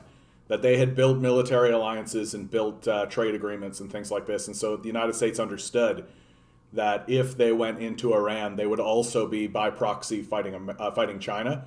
And I don't know. Or we could just dress like Star Wars people. Now we're talking Nine Tails. Now we're talking. I got to get the big buns. Right, I got to keep on brand with the bread, right? So there'll be cinnamon buns, right? Like get some cinnamon bun headset kind of thing. Yeah, this news about Cuba was welcome for sure. Like, and what's interesting about this is that like if Cuba gets connected to the Belt and Road Initiative, like I've been saying this about Cuba all along. The only thing these guys need is tools. If these guys get a hold of tools, their economy is just going to go, it's going to blow up, right? And if Cuba starts to blow up because of its connection with China, like literally like Canadians visit Cuba, right? Like Westerners visit Cuba all the time. And if Westerners start going into Cuba and start seeing like, oh shit, this place is really nice. And the Cuban people start saying like, yeah, we've been trading with China, right? Like, that's a bread set, not a headset. Love it, Major. Love it. You win the internet today, bud. That's good. I like that a lot. That's a bread set, not a headset. Perfect. All right, guys. Any requests? Anybody want to hear anything specific? I'm going to let this lie for a bit. Anybody want to hear anything specific? You guys know what I play. Let's do one more story while we let that stew.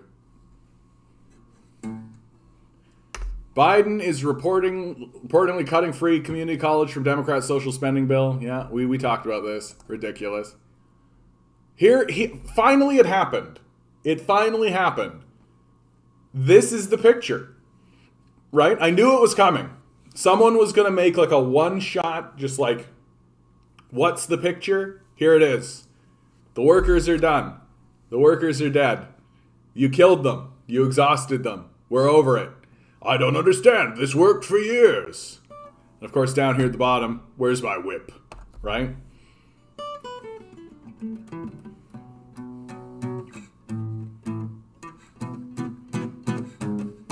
No requests? No one has any requests whatsoever.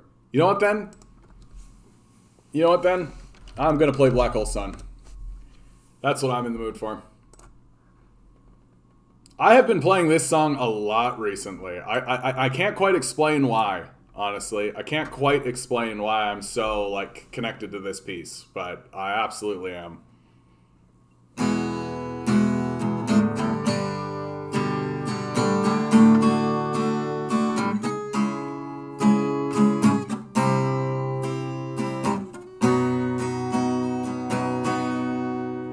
In my eyes, indisposed, in disguises no one knows, hides the face, lies the snake, the sun in my disgrace, boiling heat, summer stench, neath the black the sky looks dead, call my name through the cream, and I'll hear you scream again.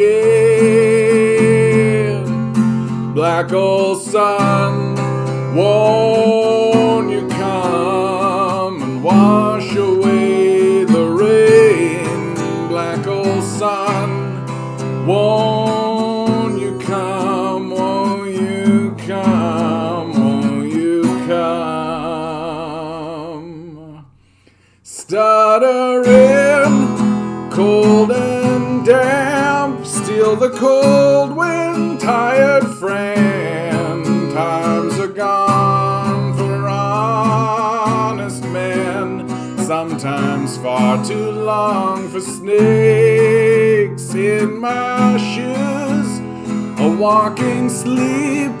In my youth I pray to keep heaven sent hell away. No one sings like you anymore.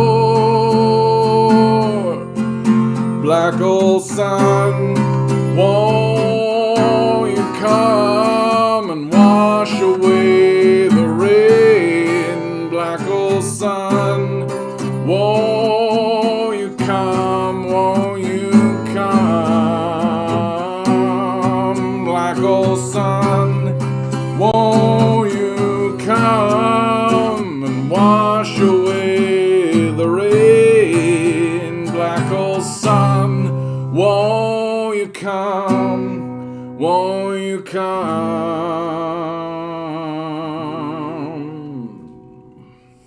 Sorry, not paying attention? Well, I'm having a good high, or ADHD, yeah, one or the other. Okay, I got a couple of guys in here saying they want to do 2020, so we're going to do 2020. Yeah, let me flip it over to this picture so you guys have something. Oh, did I close it? Ah, well, whatever. All right.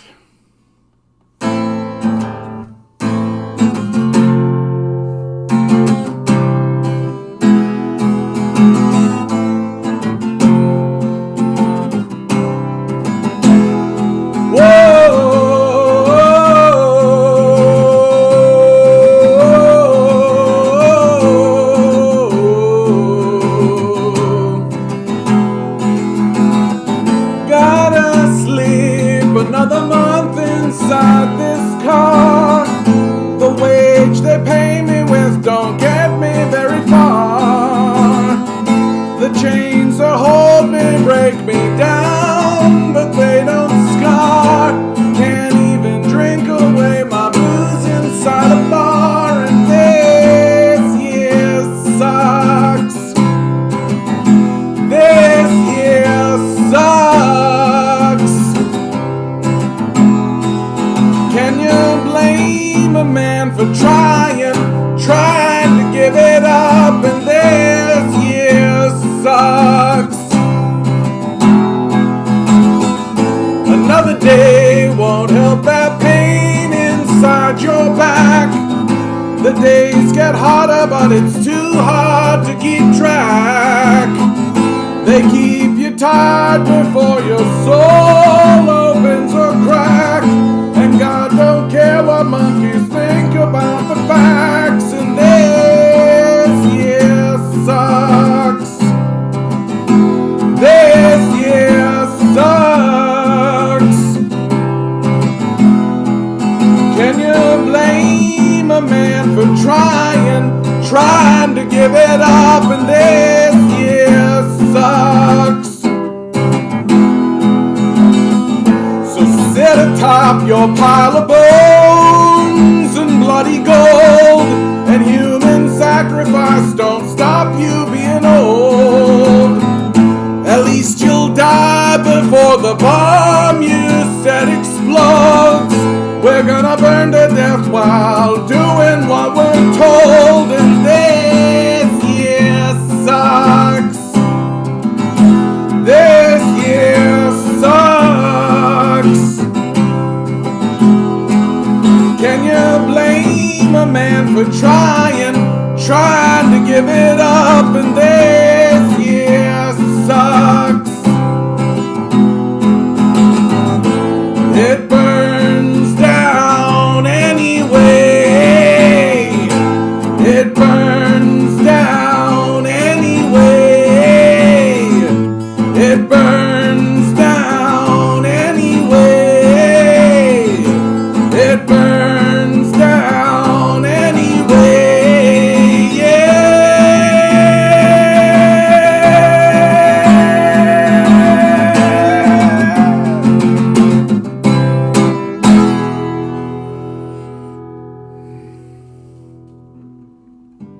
John Anderson from Yes, Screw.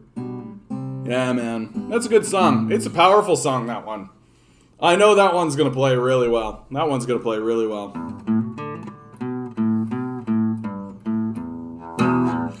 Yeah, from will cancel 50K to will cancel 10K to we will give you a 90-day grace period to start paying it back to just, like, get fucked, basically. Like, oh, look, usury. For a nation that's supposed to be built on Judeo-Christian values, we sure do seem to ignore most of the Bible. Yeah. The Bible is only used to justify control and acting on prejudice, right? Yeah, the Bible says the rich aren't getting in heaven, but we got to give job creators anything they want. It also says to care for your neighbor and the poor. Unfortunately, that's communism, so fuck that. Oh yeah, fuck gay people. We're such good Christians. Vote for me.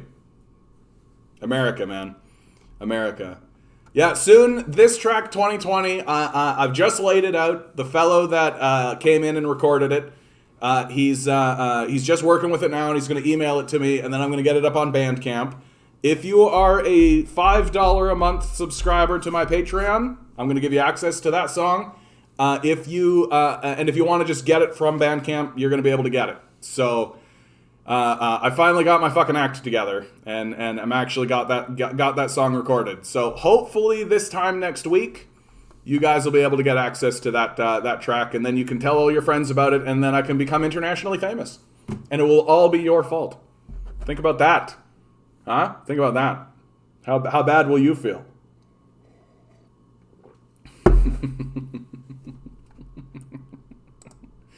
Wouldn't that be wild? Huh? Don't you think? Don't you think that would absolutely be the most wild shit ever? That, like, if I became, like, internationally famous, I think that would be wild. Like, if not even internationally famous, if I just became, like, internet famous or even locally famous. No, dude, 2020 was a bad year. It was certainly a bad year for me. It was certainly a bad year for me. That, like, for me, the 2020, like, I got laid off from my job, which I had been working towards. Like, I'd been working towards getting to the position of an assistant manager for literally 5 years. I finally got the job the year previous, and then I get laid off almost immediately. Broke up with my partner of 10 years because she realizes that she's a lesbian. Like that all happens all at once. So for me, 2020 was like a really fucking bad year. And then, of course, a pandemic amidst all of that, right? Pandemic amidst all of that. So here I am, like a single man, newly single, trying to get into the dating market. Pandemic, oh, get fucked. Yeah. And so that song kind of pops out of it. And I look at it the way that, like, Kevin, you say here, I listened to Roger Waters today. I sing, drum a little privately. Dude, you're good. Thank you, bud. I appreciate that. But it's, in my perspective, is that it's just a gift. Like, it's just something that's been given to me. Like, the music that I play, the stuff that I write, all of that kind of stuff. Like, I understand that I'm connected to it as sort of the vessel, but I don't really take much credit for it personally. Like, it's a gift. It's just a gift. It's just what was given to me. And I've never felt good about trying to monetize it. In fact, I still don't really feel good about monetizing it, but seems like that's what's in the cards. Seems like that's what's in the cards. And I really do, like, if I go out and I start playing this music and I start building a base and I start, like, actually making money off of it and I start actually being able to do it, all of that will really feel to me like it just happened. Like all of these guys that are walking around saying, like, oh, well, it's your hard work and it's your initiative and it's you doing it and all that kind of stuff. I'm just kind of like, if you say so, bud. Like, if you say so, I have a very different perspective. Like, I have a very different perspective that, like, to me, like, I've always been an excellent singer, and it has nothing to do with me. It's just what I came with. It's just what I came equipped with. And, like, you know, in a way, it's my inheritance. Like, my father is also a singer. He sings country gospel music, travels all around Canada and the United States singing country gospel music, because he is still an evangelical Christian. And we talk and we understand our differences, and that's fine. And and he's quite good. Like, he's quite good for what it is he's doing. He's quite good. And he used to be part of a country gospel quartet. And there was a moment where that quartet, like, it was a barbershop quartet, there was a moment where they were all contemplating going down to Nashville and actually, like, making a go of it in Nashville, but two of them didn't want to. They didn't want to make the move. They thought it was too big a risk, and, you know, these are simple rural country folk, and so Dad tried to make a go of it as a solo artist, but couldn't quite make it go. And now that he's older, he's retired, he's free from his business. Now he's got, like, the RV, and he travels around with his wife, and they go to churches and they sing country gospel music, right? And to give you an idea as to the type of crowd that he's interacting with, he hit number one. There's a really popular Christian radio station called Praise Radio. I think you can find it just praise.net. And they play, like, you know, Christian gospel country music. And he was number one for a couple of weeks. And the song that dethroned him was titled "I'm Ready," bracket, "to Make America Great Again," right? Gives you kind of an idea as to who he's singing to. And I think it's kind of unfortunate that that's the crowd he's gotten connected with, because I do think that my father is leaning more on the Christian side of things. That I think he does wish that Donald Trump was actually a Christian, and I think he actually wishes that America was actually focusing on Christian values, right? Like, so I'm very sympathetic to him in that regard. And what's interesting about him is, like, he speaks with a voice like I speak here, but he sings in, like, a high alto. So when he sings, it's like,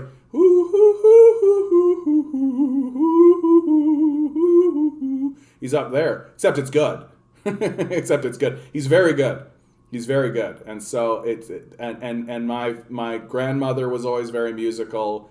His sister literally is, like, the conductor of a choir. All of her daughters are musicians. One daughter, her youngest daughter, actually went to, like, university and got, like, a proper degree in, like, fine arts to be, like, an opera singer. And she's exquisite and excellent, which means, of course, like, she can't find work ever because we don't actually have a culture in this society. Um, and the and so I just look at all of this like it's my inheritance, and I'm finally to a point in my life where I'm realizing that I actually have to.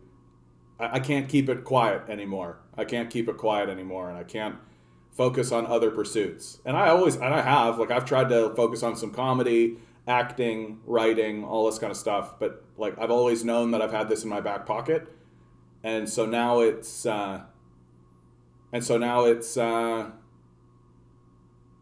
seems to be happening. We'll see. The other shoe could drop, as it always has in my life.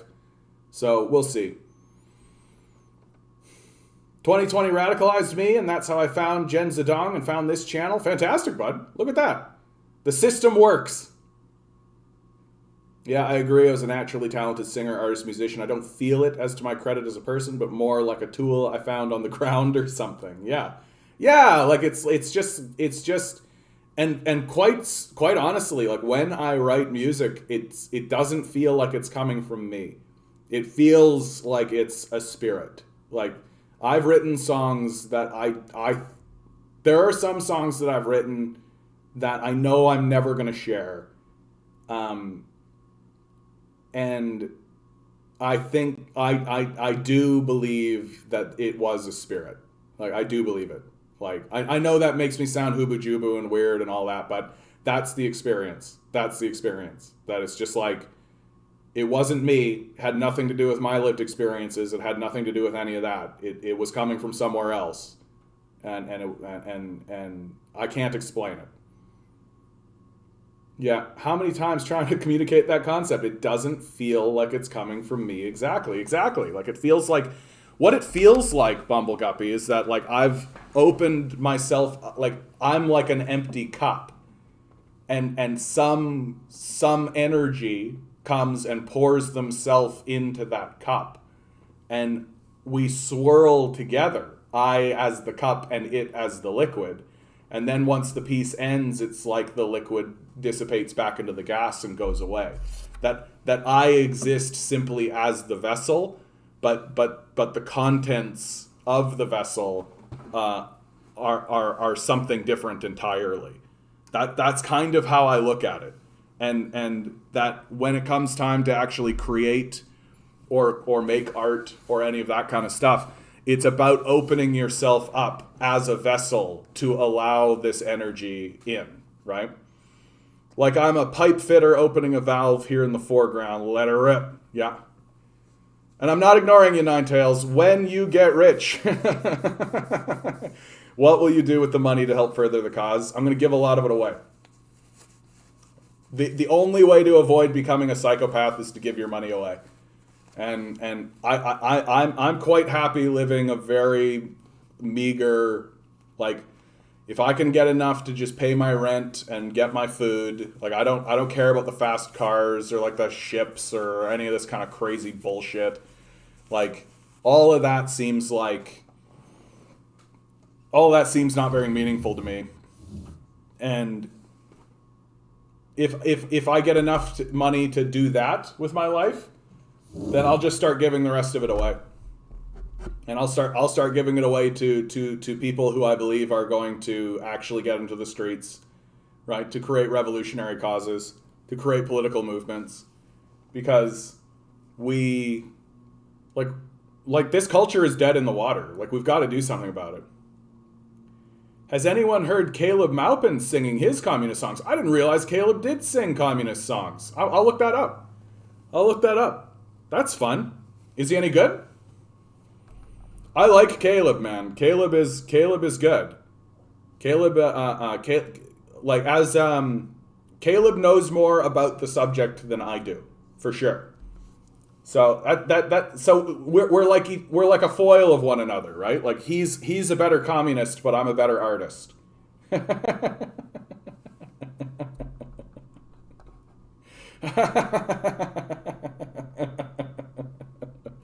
That's fun to think about. Oh man. Oh yeah, we already went through this. What else I got here? Yeah, dude. I'm glad. I'm actually really, really glad that the Globe and Mail seems to be trying to keep this Lytton conversation alive, which is surprising. I'm actually surprised to see this. And when I see the capitalist death cult do something that is as interesting as this, I think I have to bring it to the forefront, right? Here they're talking about, and of course it's behind a paywall, right? But in any case, it was really, really apocalyptic. After fire in Lytton, BC, museum staff finds artifacts that survived. This summer, a BC town was burned to the ground in a record-breaking heat, and to recover what remained of its cultural treasures, conservators had to get creative and work fast before the bulldozers came in. The This is really interesting just because, like, there's no reason for the Globe and Mail to bring this to the forefront except to highlight what happened in Lytton. Like, people need to know what happened in Lytton. Like, the fact that a wildfire caused in a record-breaking heat, which is obviously caused by climate change, burnt down an entire community, right? Everyone needs to know this. Like, this is crucially important information. I actually think that this is like one of the most important pieces of information that exists in our society today. That if you find a person and they do not know what happened in Lytton, they have to know. Because what happened in Lytton is the canary in the coal mine. It's beyond the canary in the coal mine. It's literally the coal miners themselves. Like, it's a town burning down because we are ignoring our responsibility to maintain a sustainable lifestyle. That we are destroying our ecosystem, which will destroy our way of life, and it will do it with wildfires that we cannot contain. Yeah, King Crimson, Emerson Lake, Palmer, etc., etc., and the fires are going to get bigger. We're not going to have control of them, and they're going to burn down bigger communities. Like, there's one community that I was always talking about, and I'm forgetting the name of it offhand, so I want to look it up. I am always concerned every single season about come on. Why am I blanking? Starts with a K. Oh, I'm looking at Washington, that's why. Starts with a K. Kamloops. Kamloops is the place that I am very well, and it's going to be any of these: Cache Creek, Monte Creek, Spencer's Bridge, Logan Lake, right? Any of these places. But Kamloops is one of the largest communities in the area until you get to like Vancouver and Vancouver Island. And like, I mean, Vancouver and Vancouver Island are going to eat the water going up, right? Like, that's what's going to happen. But you look at like Kelowna, you look at Kamloops. Anytime the fire stuff goes around, it's like right around these areas. It's like right around them. You know, it's only a matter of time. Yeah. And it's, hey Ruth, how you doing? It's only a matter of time until fire sweeps through and gets Kamloops. And like, is that what it's going to take? Like, is that what it's going to take for us to start actually acknowledging and actually start talking about the reality of climate change and the reality that our politicians are ignoring this issue? Like, if this was a military force coming to burn our towns down, and the military force did, and our politicians were acting this way, we would put them on trial for treason. Like, and I mean, I am of the opinion that if I were to take office and become a politician, that would be one of my platforms. Like, these politicians and the fossil fuel industry executives should be put on trial for treason, like, without a doubt. Like, they are ceding, they are essentially saying it is fine that these places burn down and are destroyed because we make money. Like, oh, okay, so that's treason. We should take you and put you on trial for treason. Yeah, Lytton was nuked completely, if that doesn't chill you. Exactly. Tragedy of the Commons. I don't know if that's Tragedy of the Commons. It's just like... Oh.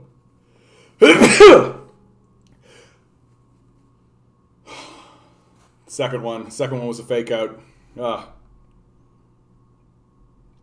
If your wife isn't your foil, you did something wrong, bro. Testify. Yeah. I had a partner for 10 years who she would go to sleep at like 8 in the evening and wake up at 4 a.m.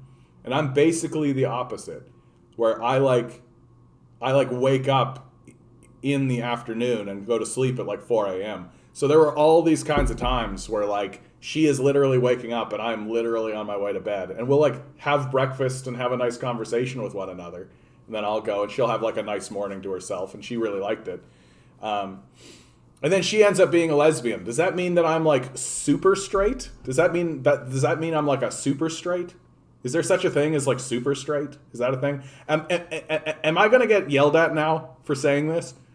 I feel like anytime I wade into this conversation, there's like a little red flag that goes up, and I'm just like, oh, damn it. Someone's going to scream at me. Oh, my God. I think as I talk about sex and sexuality, by the way, I think I'm going to loosen up a lot, because the videos I make about sex and sexuality are usually well received, and the people who shit on me in the chat get shit on themselves. It's only the trans conversation. The trans conversation is the only one that I don't spread that shit around, because that shit gets me banned. I get banned from places when I talk about the trans issue. It means you're a comrade to someone, and that's pretty good. Yeah. Nice. Self-centered U.S. I hear D.C. What do I think? Yeah. You're a friend kind of aura. Sometimes you love someone, but you're not in love. Yeah. Well, and that's kind of what happened between me and her, is that like we're still good friends. And looking back, especially in the last like 2-3 years we were together, we weren't really in a romantic relationship. We really were just like good friends and roommates living together, right? And it came to a final head when she articulated and really realized this about herself, and we recognized like, okay, well, we can't really move together as partners, and so while it was heartbreaking at the time, you know, she said she felt like we were holding each other back, and that seems to be the case. It seems to be the truth that like I don't know that I would have ever pursued like this channel, for example. I don't think I ever would have done this if I was still in the relationship with her. You know, like if we were still pursuing this idea of a romantic partnership. And there are things that she is currently doing that she probably wouldn't have been doing if she was in the relationship with me. So it's funny how life works that way, right? Sometimes love doesn't let you pick your lover. Yeah. Isn't that the way, Ruth? Isn't that the way? I can tell you've gone through some shit yourself, Ruth, with statements like that. Yeah, it all flows into that kind of talking point that I keep talking about, which is that we don't actually have much control. Like we fake ourselves out, and it's always the rich cocksuckers, right? It's always the rich guys who are walking around saying like, oh yeah, we've got free will and meritocracy and all this, and it's like, what a convenient position to take, right? That the randomization of the system and the multiple energies of the system manifested a reality in which you have money, and so you're the best. How convenient. Like, and that's why I say, speaking back to what Ninetales had said to me, that's why I've always known if I were to attain any kind of wealth whatsoever, I would seek to give a lot of it away. Because it seems to me like once you accrue, I don't really know what the threshold is, but you have to compromise yourself.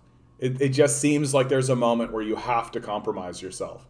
You know, like where you're no longer able to really be a empathetic, artistic, rational person any longer, because you've just got so much wealth that, you know, you disconnect from what everyone else is experiencing, right? My significant other and I are only together because we had that in common. We suck at choosing partners.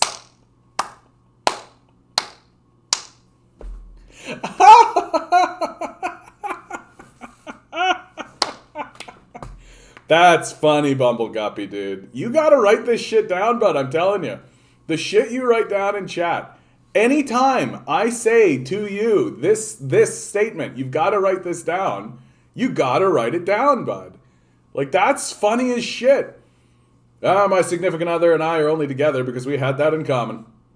We both suck at choosing partners. That's funny, dude. That's funny. Ugh. I just wrote it here. People just need to tune in more. There you go. I guess so. Like, come see my show, and you got, like, guys. I gotta tell you, like, one of the things that I hope to maintain as this channel grows is the quality of the chat. That the quality of the chat room itself is very strong right now. I hate it when I go and I look at other people. Like someone like Hassan, for example, who Hassan is excellent. Like, I think if you're listening to Hassan, that's great, and his perspective is very interesting. I hope he doesn't fall into the wealth trap that I'm attempting to articulate. But his chat is just like this stream of garbage, right? It's just like a stream of just like emojis and just bullshit, right? And just. Yeah, his chat is total trash. His chat is total garbage, right? And I think the problem is that he's so big now, and he's got so many people that, like, the trolls come in, and he can't really control it. He can't really control it.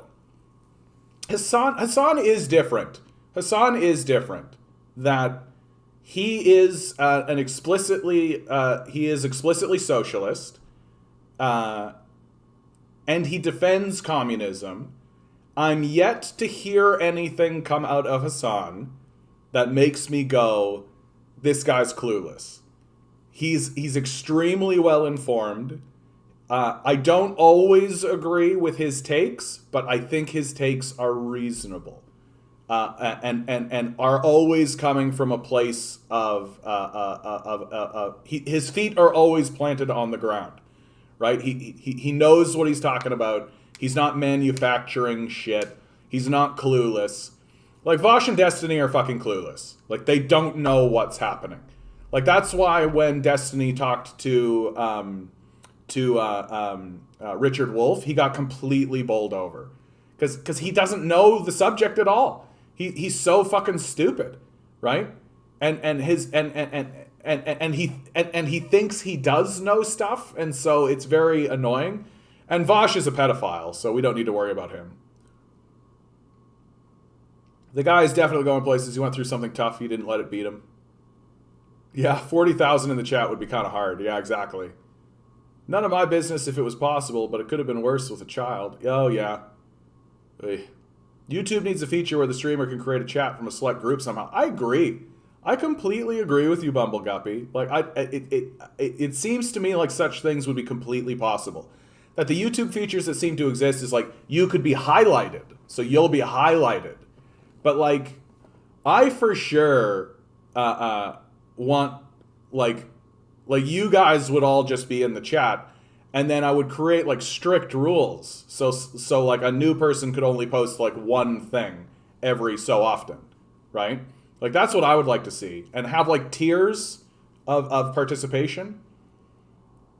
You can do it, but the chatter needs to pay you. Exactly, right? Like, and I'm just like, well, can't we make it so that, like, it's like a permanent sort of a thing? So that instead of it paying me every single time they want something brought to the forefront, that they are just brought, yeah, super chat. Anyway, none of that happens until I hit 1,000. So the goal for us guys is to get to 1,000. That's the goal.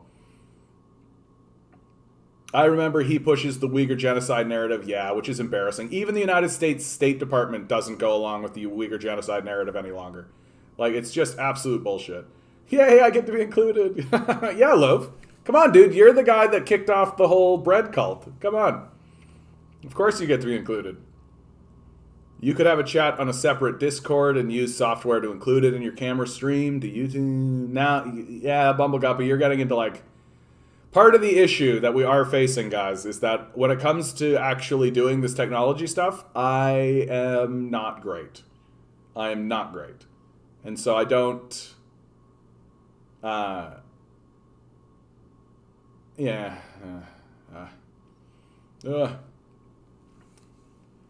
my children gave me purpose after my divorces, and hardship gave me character.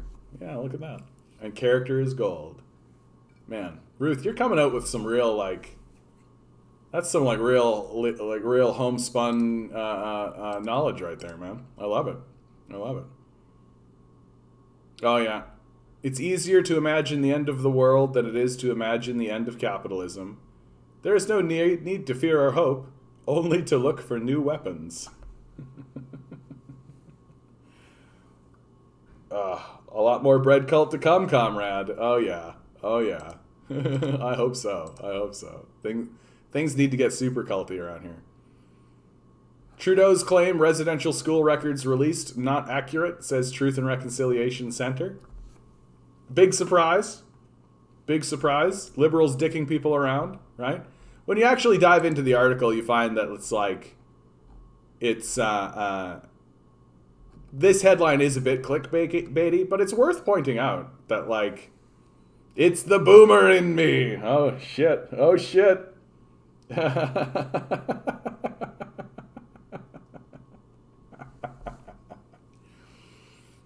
I am trying so hard to get off of the like okay boomer or the like generational dispute kind of shit that it's going international, brother. Oh yeah. Because like I've come to see more and more that the boomers were victimized pretty heavily. Traumatized is what I would call it. Like the more I dwell on it and the more I think on it, the more I see the boomers as being traumatized and victimized by a mass propaganda system that had never existed before. And I think that's the key. That the key is that here you have a group of people who, for the first time, are being bombarded with television, right? A new technology that everyone just put in their houses, just like willy-nilly, right? Where a system of manufactured consent, right? Gatekeepers of knowledge and information, really obfuscated and confused the society in serious ways. Like the innocuous example, or the example that we can all agree on, even the boomers can agree on, is reefer madness, right? That like the culture was convinced that a plant was a tool of the devil, right? Boomers herded into house, cars, kids, and then had no wiggle room, so they compromised to survive over and over, and you got Reagan. Yeah. Yeah. And I think that a lot of that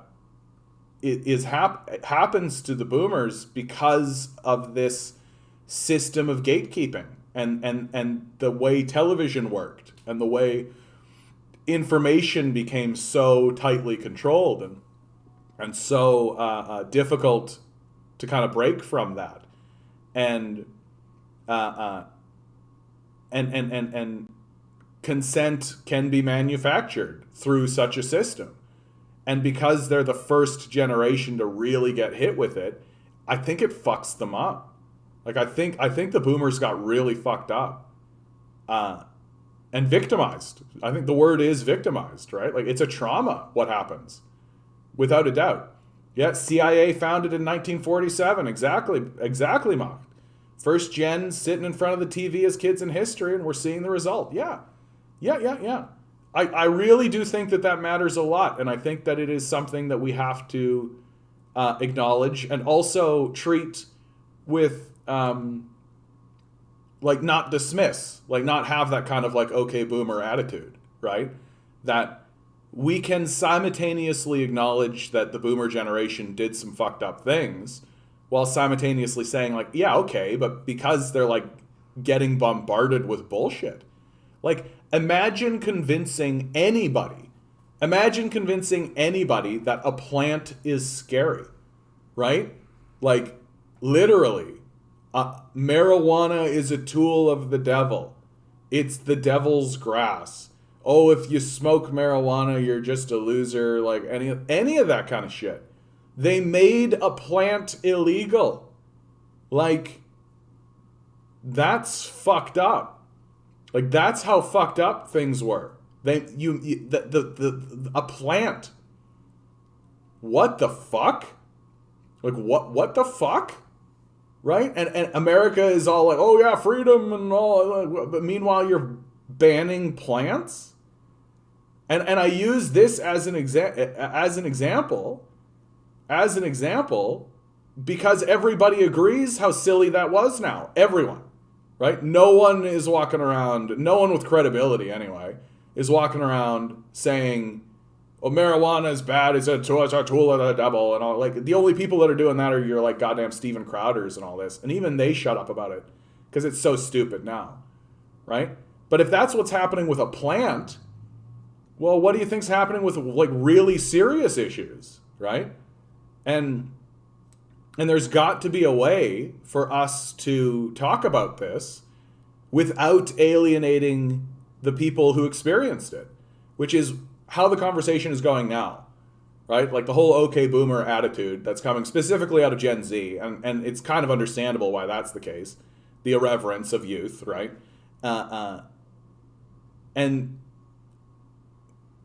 But if we actually want to unify, if we actually want to find a common ground, I think the first thing we have to say is like, the boomers were victims as well, right?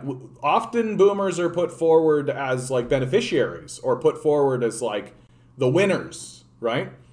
I don't know about that. Like, sure, in terms of like certain material conditions, that's true. But like, I take a look at my own father. All my dad ever wanted to do was sing music. It's very clearly the case. It's very clearly the case that all he ever really wanted to do was play music and go around and sing music. For real. And I do think part of the reason why he has fallen into evangelical Christianity is because the church was a place where he could sing. And nobody judged him for it. Nobody made fun of him. Nobody said boo. He went and sang country gospel in a church, and people were like, well, that's just a good Christian man. Right? And so that's kind of carried through. But instead of that, right, no, you need to have like you need to work this full-time job and have the wife and the kids and the house and the cars. If you don't have that, then you're no respectable Canadian whatsoever. Right? I kind of think to myself, like, I think a man like my father would have been better off just being told, okay, here's your food and your shelter. Like, you want to sing music, off you go. Right? I think he would have had a better go of it. I think life would have been better for him. Right? And because now there seems to be a generation of kids, Gen Z especially, that are somewhat demanding this, right? That we have created a society where such a thing may be possible, that I think the boomers are feeling very resentful, right? That they were told house, car, kids, all that kind of stuff, and you're not a respectable person unless you have that. And now people are saying, well, that's not what we're interested in. And I think there's a good deal of resentment coming out of it, which is understandable. Right? And so how do we come to terms with all of this and unify with one another and acknowledge who our shared enemy is, which is capital, right? That the same people that bombarded the boomers with propaganda and nonsense in order to give them this trauma that they still carry and now this resentment that they still have, how do we get the boomers to understand that when we are talking about capitalists and the capitalist death cult, right, that they are also victims of that same system? That's the trick.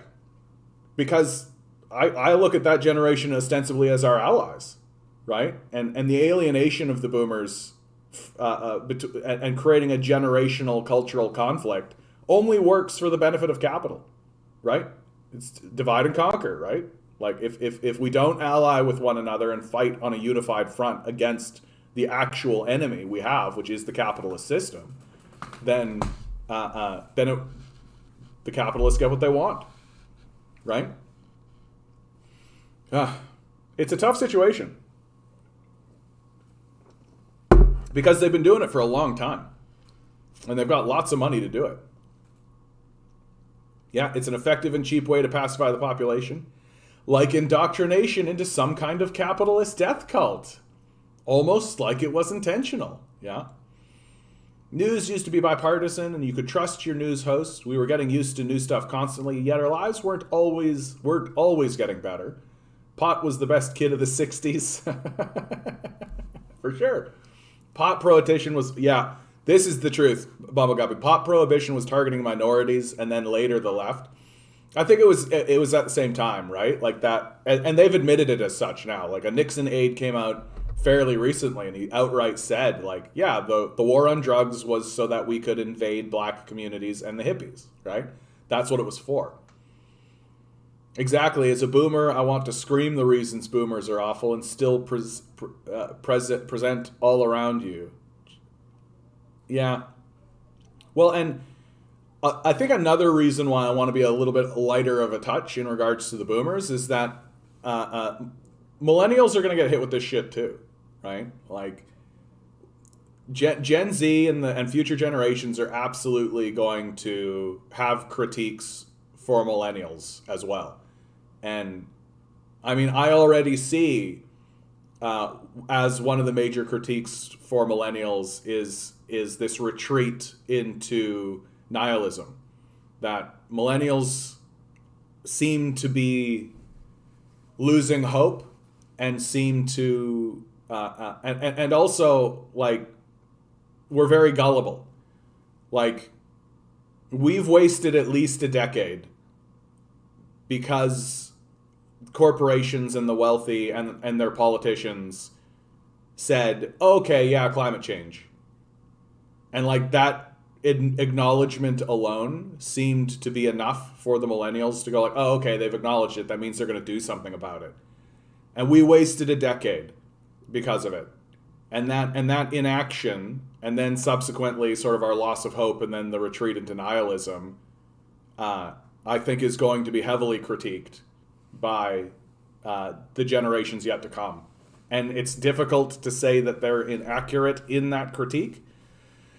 And of course, at the same time, we can be like, okay, yeah, but there was the Occupy movement and like all that kind of stuff, right? Yeah. So it gives me a lighter touch on the boomers, and I keep trying to think about the boomers as like the boomers aren't like a unit. It's not like they have they get together and have meetings and shit, right? And so like a lot of what happens to the boomers is just like the passage of the system, right? Their social services are being cut. Yeah, that's really going to mobilize the boomers, I think, because part of the agreement always was that we'll work our lives away, and then in the end of our life, we'll get some freedom.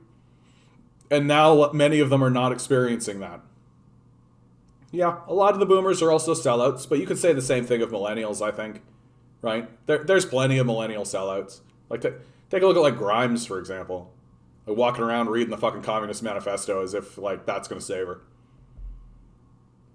Funny enough, my father has the boomer mentality. He's in his 70s and starting to realize the game. Let's just say I have a 70-year-old who loves his weed.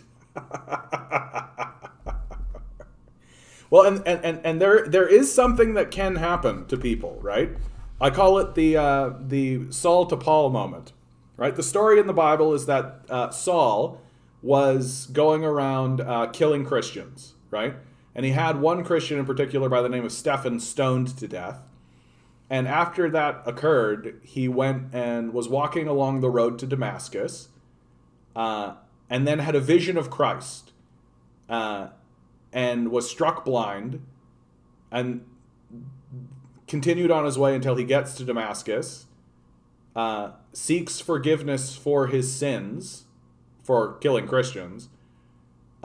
Christ forgives him. He regains his sight, changes his name to Paul, and becomes the most prolific New Testament author. And I think that I see a lot of that kind of stuff happening these days, where there's a real conversion moment happening to lots of people, where I've always been this type where I've been like pro-capital and like rah-rah, like the US and all this. And when it breaks hard. It breaks hard, right? It's never a gradual like move over, right? It's always like I'm here and then I snap over to the other side.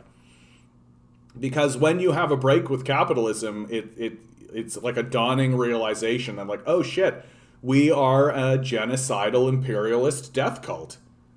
Like, if you have that realization, there's no gradual movement, right?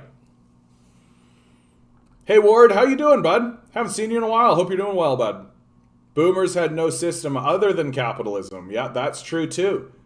So you're insulated, right? And like, and the McCarthy shit happened kind of before they were even really around, right? So they just kind of get born into a system that has already like gone through a witch hunt against communism, and they're constantly bombarded with this idea that capitalism is good and communism is evil, and that seems to be embedded in their life.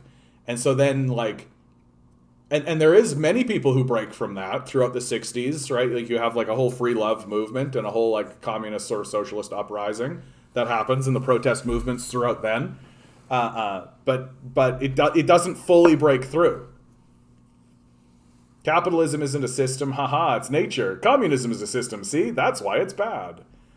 Nihilism is not a great alternative to capitalism. Well, nihilism is not really a great alternative, generally speaking, right?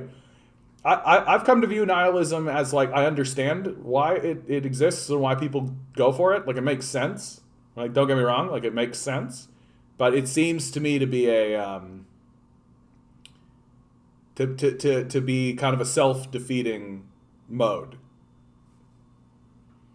Why do grandkids get to do that? What they wanted to do for a living while robots do their work for them, while I had to spend 40% of 40 years to end up in a retirement home? Yeah.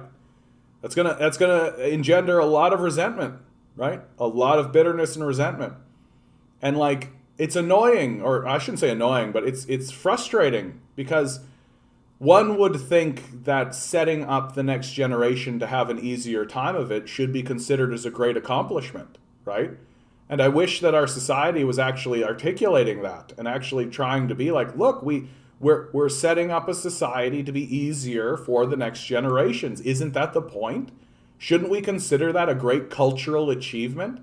Shouldn't we as people, instead of being bitter about what we have lost, be venerated for the sacrifices that we made?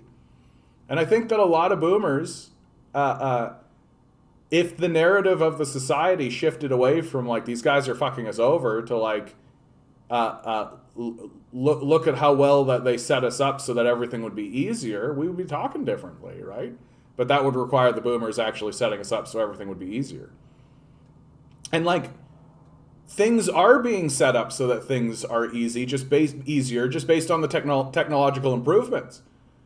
That what's holding us up now is not our technology or our know-how or any of that. It's just the cultural agreements. We are in our own way, right? That it's just humans that are causing the problems. That if we all looked at one another and said, like, hey, we should work less and everything should be nicer, right? And everybody was just like, yeah, obviously, of course. That's what would happen, right? But there's so much confusion, and there's so much fighting, and there's so much resentment and pride and masculinity, honestly. So much just like chest puffing and chest thumping, right?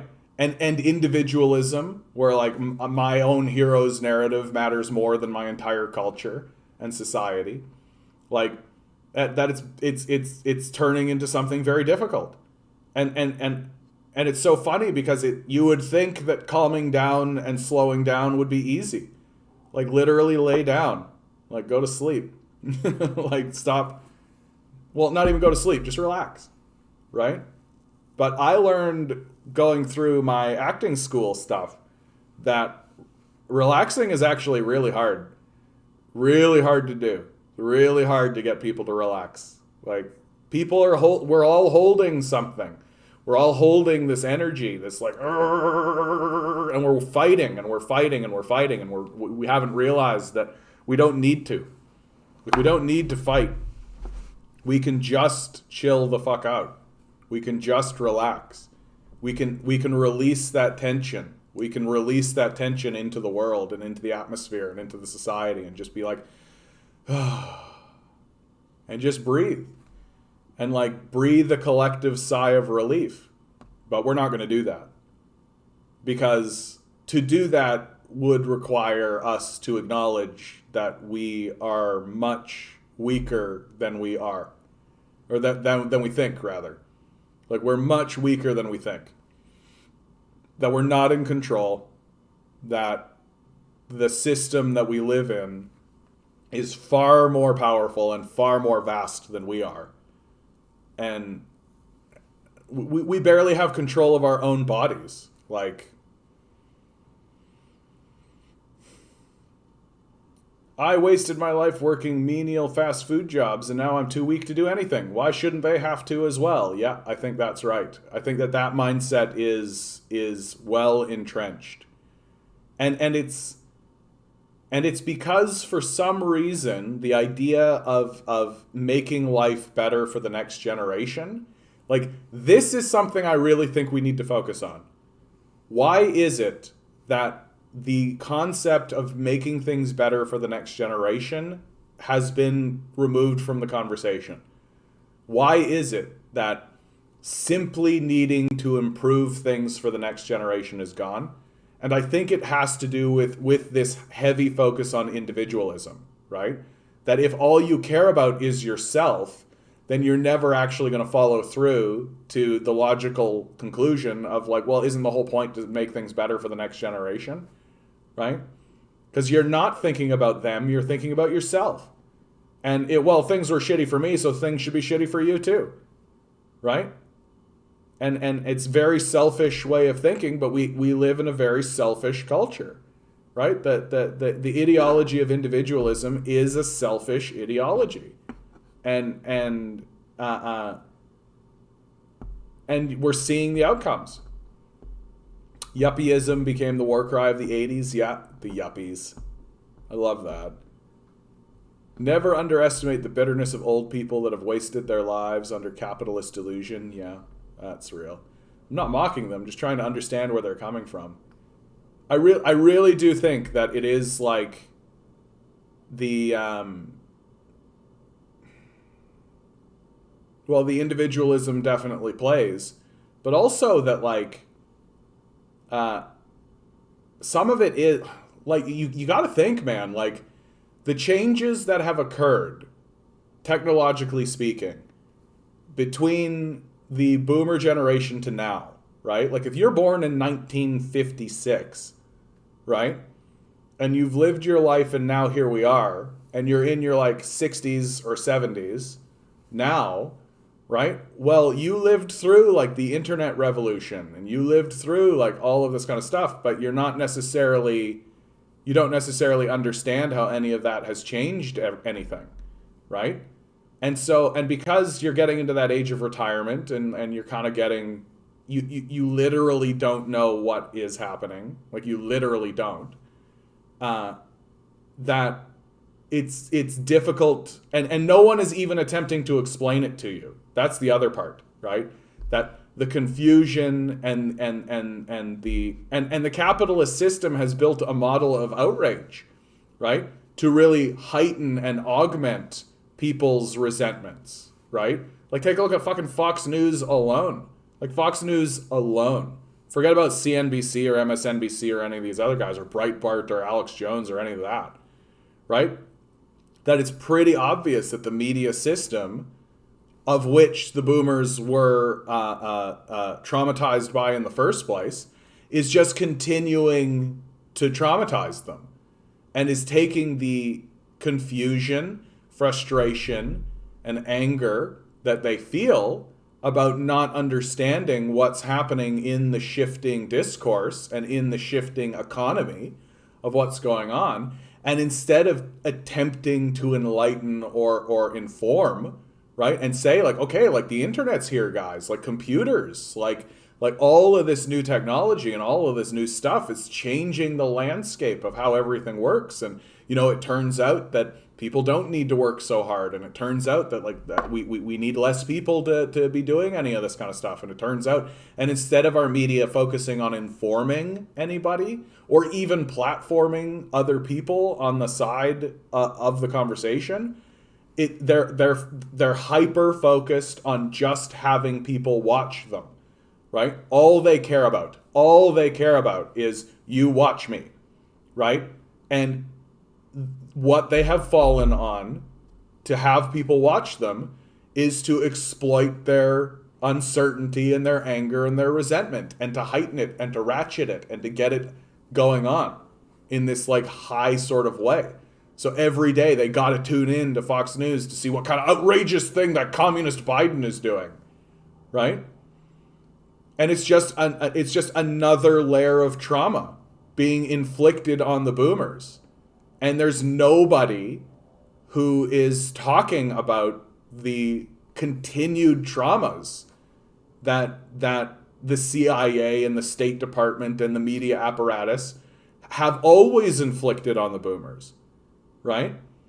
And to the point now where the boomers are so traumatized by this that they trust a man they've never met on the TV, like Tucker Carlson, more than they trust their own children. Right? Like it's very, very sad. Like it's very, very sad that it's come to this.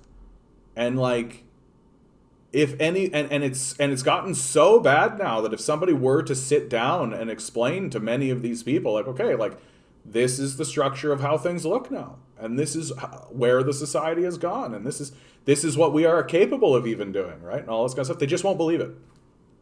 Right? And now we have like literally like QAnon coming out of the woodwork and all of this, right?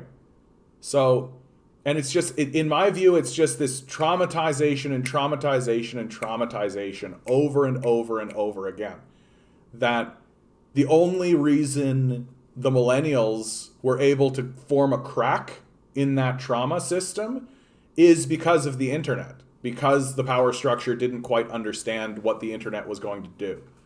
And we were able to create alternative methods and connect in serious ways with alternative voices, and listen to people who had been deplatformed through the system of gatekeeping that exists in the media landscape.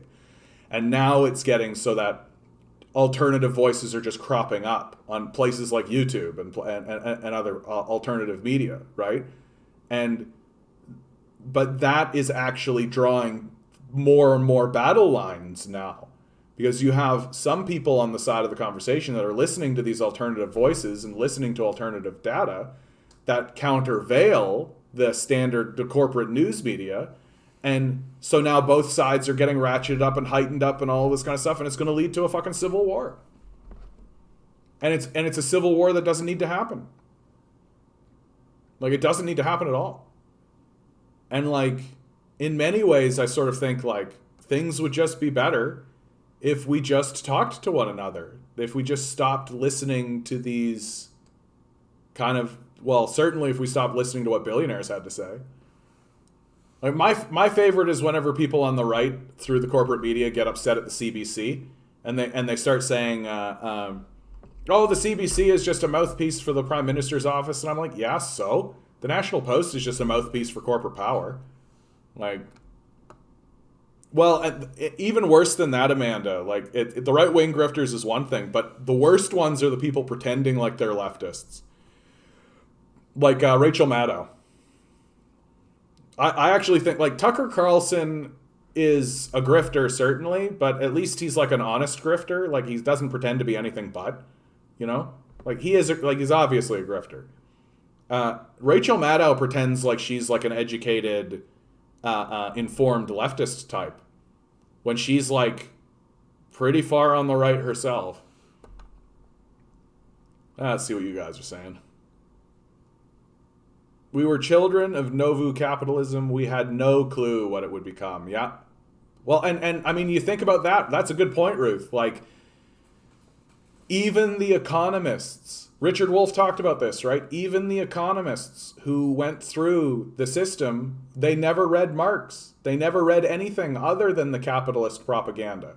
And those were the people who were supposed to be like the best educated at what the system actually looked like, right? And if the most educated people in the society are that clueless, well, what hope had people who had no education? Like, what hope could there possibly be? And the only like economist of any prominence is the grifter Milton Friedman, right? Who obviously was bribed by corporate power in order to peddle this capitalist death cult into the populace. Like, it's the Chicago boys and all this. I paint or do something to the house when I'm stressed. Yeah. Real estate flipping became the creative outlet for 30-somethings back in the day. Yeah. No, I knew people growing up who did that kind of stuff, where they did retail flipping. The dreams of the hippies in the 60s were kind of cool. Yeah. No, the hippies, there's a lot of stuff going on in the hippie movement, man. Like, I completely get why the corporate power structure felt the need to go after the hippies.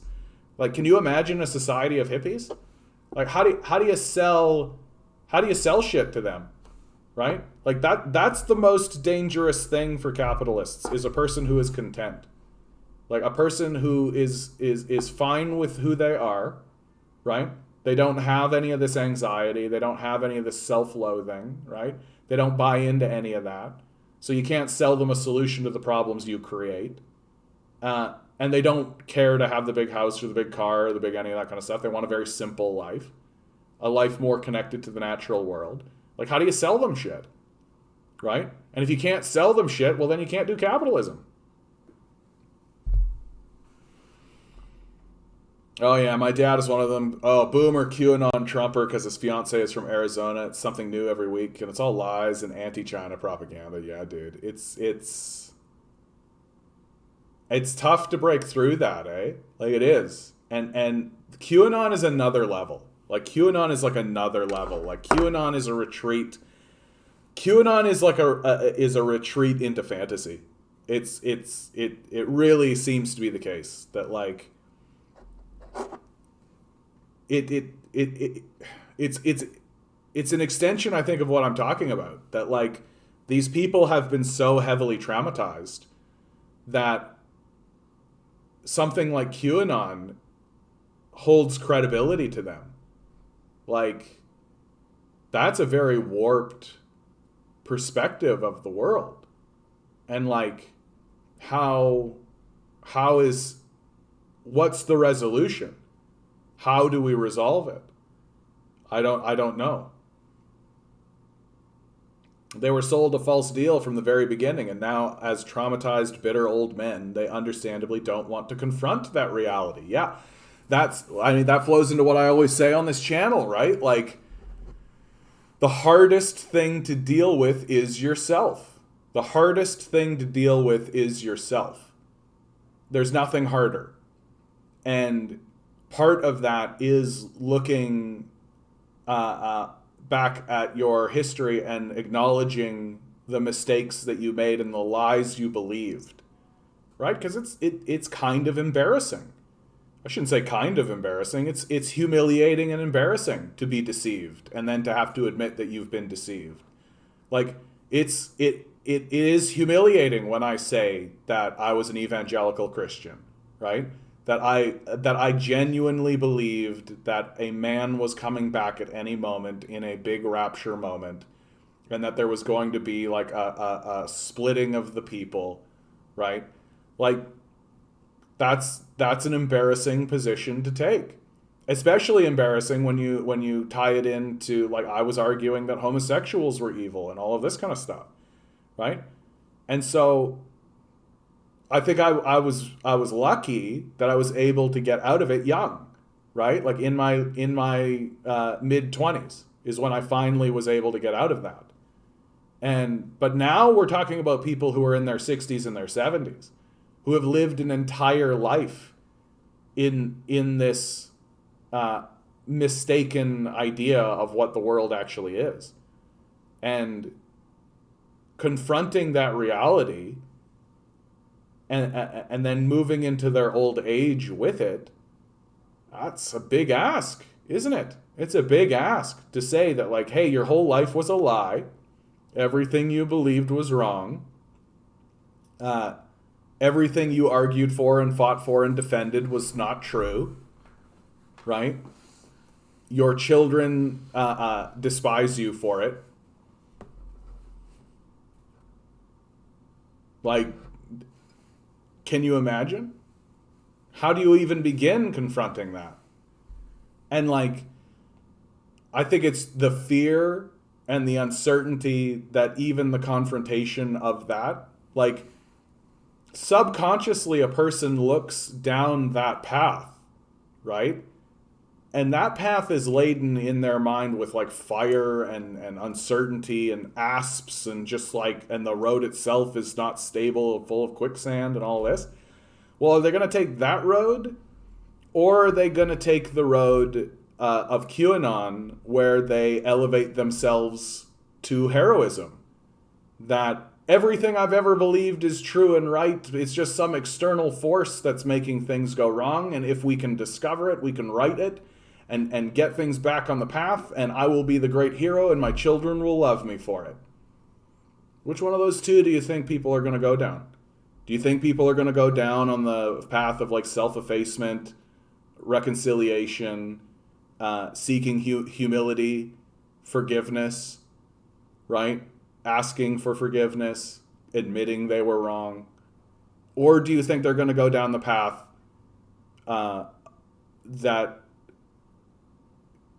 where they convince themselves that they can be a hero?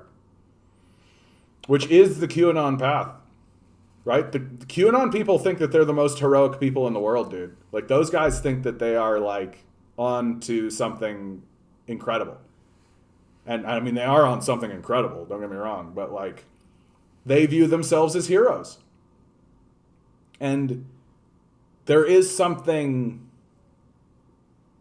The interesting thing about the QAnon movement is that they have one thing correct, which is that something has gone desperately wrong. They just don't know what it is. And they keep getting co-opted by grifters to waste their time down little rabbit holes.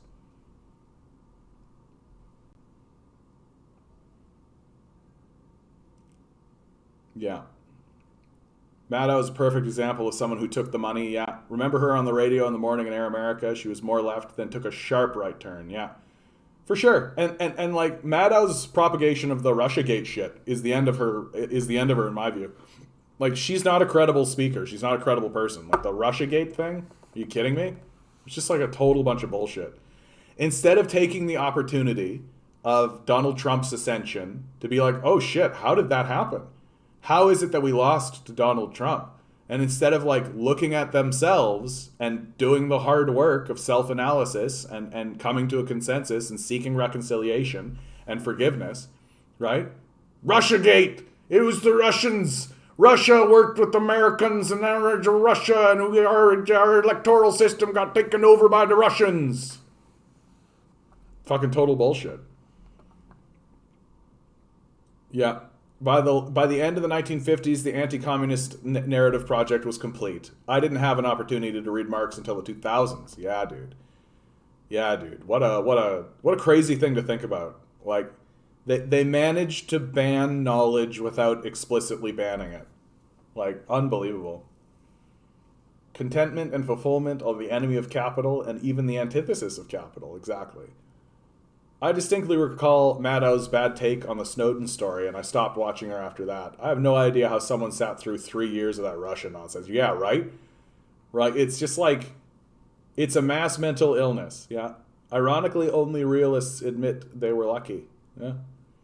The Russiagate shit, dude. Like, that, like, nobody who buys into that Russiagate thing has any right to make fun of QAnon. The Russiagate stuff is as crazy and as conspiratorial and as nutty as anything that's ever come out of QAnon. Like, and this is the thing that's going on in America, right? Like that no one is actually telling the truth. That everything is just conspiracy, and everything is just like an illusion, and it's on all sides. Like, no one is living in reality. I remember when one of the Chapo guys tweeting, "Imagine knowing who Lev Parnas is, and the Russian obsessed libs lost their crap." Yeah, like, imagine knowing who Lev Parnas is. That's such a funny thing to say, dude. Because, like, yeah, who gives a shit? Like, who gives a shit at all? Right? It doesn't matter. It's completely irrelevant. But because there's, like, and it's done because what's the alternative? Right? Always ask yourself. Like, if you ever find yourself shaking your head and being like, what? Why are people doing this? Right? Really ask yourself, well, what's the alternative? And if the alternative ever is self-analysis towards a path of acknowledging your own mistakes and recognizing that you may be the one who needs to apologize and in order to attempt to find reconciliation with those you have alienated, if that's ever the alternative, then that's the hardest thing a human being can ever do. There is nothing more difficult. Nothing. Admitting you were wrong. Going to someone in humility. Apologizing. Seeking reconciliation. Understanding that you were the offender. Nothing is harder than that. Nothing. And so, instead of that, Russia did it! It was Russia that did it. They came in and the Russians, look, they stole the election from Hillary. Hillary won the election. It would have won if not for those Russians. Oh. Right? Because what's the alternative? 500 years from now, this period in time, we'll be lucky to get a shrug from historians. Are you kidding me? I think historians will absolutely love this period of time. Like, this period of time is going to be wild for the historians. Because, like, what the fuck is happening? Like, what the fuck is happening here? That, like, we live in the age of spin. Like, nobody knows what the truth actually is. And there's all these kinds of voices. And all. Like, when you look back on, like, ancient history, it's fairly cut and dry what happened, right? And, like, not so the case today, right? Like, there's so many factors in play. And the media apparatus itself makes everything very difficult. Yeah, that was a clarifying issue for me. Yeah, like, I mean, people will retreat into fantasy. I wonder if the liberal pundit politician doubling down on Russiagate, etc., is part of the indoctrination, intentionally indoctrinating hubris on the public. Yeah. Like, never let them know what's actually going on, right? Never, ever, ever, ever let them know what's going on. Like, one of the things that I kind of took for granted for a long time was my understanding that America is a one-party system. And it's been that way for a long time, right? Especially since the 80s. Like, especially since the 80s. But even before then. And the Republicans and the Democrats work together, right? That they work together for wealth. Like, they're a one-party system. There's just two factions. But you get lots of people who come at you with, like, no, the Republicans are way worse than the Democrats, and they'll create all kinds of this, that, and the other things, and this issue and that issue, and so on and so forth. And they just don't realize that the Republicans are playing the heel, and the Democrats are playing the hero. Like, but when they both go behind, like, when the cameras turn off, they shake each other's hands and congratulate each other on a job well done, and then they're both paid by the same guy. Right? We have the infrastructure to work 14-hour work weeks, but squander it. Exactly, the Max. Exactly. Well, because It's not about the benefit of the public. It's about the pocketbook of the wealthy, and the wealthy can never be satisfied, right? That it won't matter if these guys have $100 trillion. It won't matter. It'll be, how do I get another 100 trillion, right? Like that's what they're interested in. It's all for their own narcissism and their own ego. Everything is about that, and the very fact that we're saying, hey, why are we letting these narcissists with this massive ego control things? Like, that by itself is like heresy. You're not allowed to talk that way. So all we get to do is these stupid fights over fantasies on each side. Exactly. Exactly. The worst take I ever heard on Russia was, even if it isn't true, the Dems needed to do it to fill up time and energy, or the Republicans would be doing Benghazi to them instead. Yeah. And like, Benghazi actually had a lot more credibility, right? Like, the destruction of Libya was a serious thing. It was a fucking serious thing that happened. But like, even that was like, yeah, it's just a stupid game for them. Exactly. Well, and the game is to waste as much time as possible, right? That's the goal. Because the corporate power structure has what it wants, right? It's the coup has been completed. They have what they want, right? That they can't get the taxes much lower, right? The social systems and the social networks that exist throughout the United States have been decimated. Like, the corporate power structure has what it wants. So now it's about calcifying the systems so that nothing can ever happen, right? Which you saw with Obama explicitly stated. Mitch McConnell straight up was just like, just say no. The Republicans were obstructionists. Straight up. On purpose. Right? And now you're experiencing that obstructionism again from the Democrats. Joe Manchin. Joe Manchin is the sole Democrat obstructionist. And of course he's doing that on behalf of the Democrats. Like, it's just a game for them. During the French Revolution, the mere prospect that monarchy wasn't neutral, or natural rather, and we shouldn't trust everything our rulers say was considered an outrageous and dangerous idea. Yeah, right? Like, propaganda works, man. Like, propaganda works.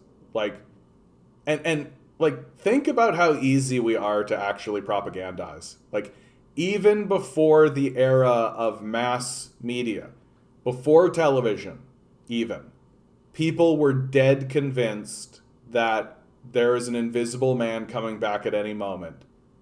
Like, we're very easy to propagandize. We are very easy to propagandize. Like, there's a reason why Marx called religion the opiate of the masses, right? Like, as long as it's coming, as long as you're being bombarded by it, you can believe that it's true. Like, and it's very similar to that. Like, there's a Star Trek episode where Picard gets captured and a Cardassian tries to convince him that there are 5 lights when there are only 4, right? There are 4 lights, right?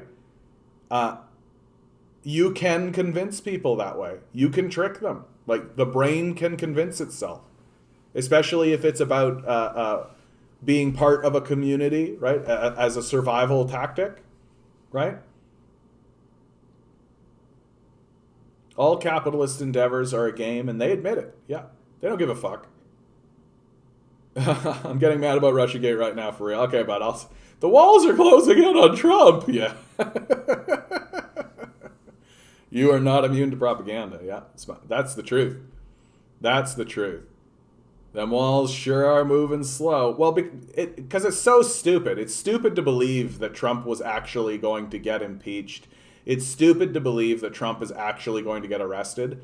They won't do that, because if they do that to one of their own, it means that that it can happen to them too, right? They can't set that precedent. They can't actually have that done. Like, you can't actually punish a former president, because it means that the next president might get punished, right? Or the people will start to ask, hey, why isn't this president getting punished? That was a good episode. Yeah, Picard even said he started to believe there were 5 lights. Yeah, that was the final statement of that episode. That in the end, he was saying to Counselor Troy, he said, And in the end, I did see 5 lights. Yeah. Well, because there's a phenomenal thing that people don't like. There's so many things that our brain and our body does that we ignore, don't know anything about, or dismiss. Like the placebo effect. When I was first introduced to the placebo effect, I was watching like a science show or something, and they were like, so we're going to give this guy the placebo, and this guy will actually have the actual medicine. And if it works for this guy, then it's just the placebo effect. And I'm like, oh, what's the placebo effect? And the guy says, well, if someone is experiencing an ailment, and in this case it was nausea, right? And they believe that they have taken a medication, right? Even if they haven't, they can trick themselves into believing that they have taken the medicine, and then they won't experience the nausea. And I'm like, well, hold on. Time out. So you're telling me that human beings can trick themselves into not experiencing suffering through the power of belief? And the scientist is like, yes, I guess so. That's correct. And I'm like, okay, I'm just hold on. Don't just move on. What? Like, we should probably talk about that, don't you think? That, like, if you believe something to be true, it manifests physically in your body. It's called the placebo effect. Oh yeah, here comes the Plato 1984 rep. Oh guys, that reminds me. Not to bounce off the placebo effect, but boy, do I need to read you this. Oh, this lady. That reminds me. Yesterday I made a video called why liberals piss me off, right? Like the liberals simping for the capitalist death cult. Here is like peak liberal, and I'm gonna read this, and you guys, let's all just bask in the glory of how fucking annoying liberals are. This is an Australian newspaper, Financial Review. Why you shouldn't underestimate the underclass. They are damaged, lacking in trust and discipline, and highly self-interested.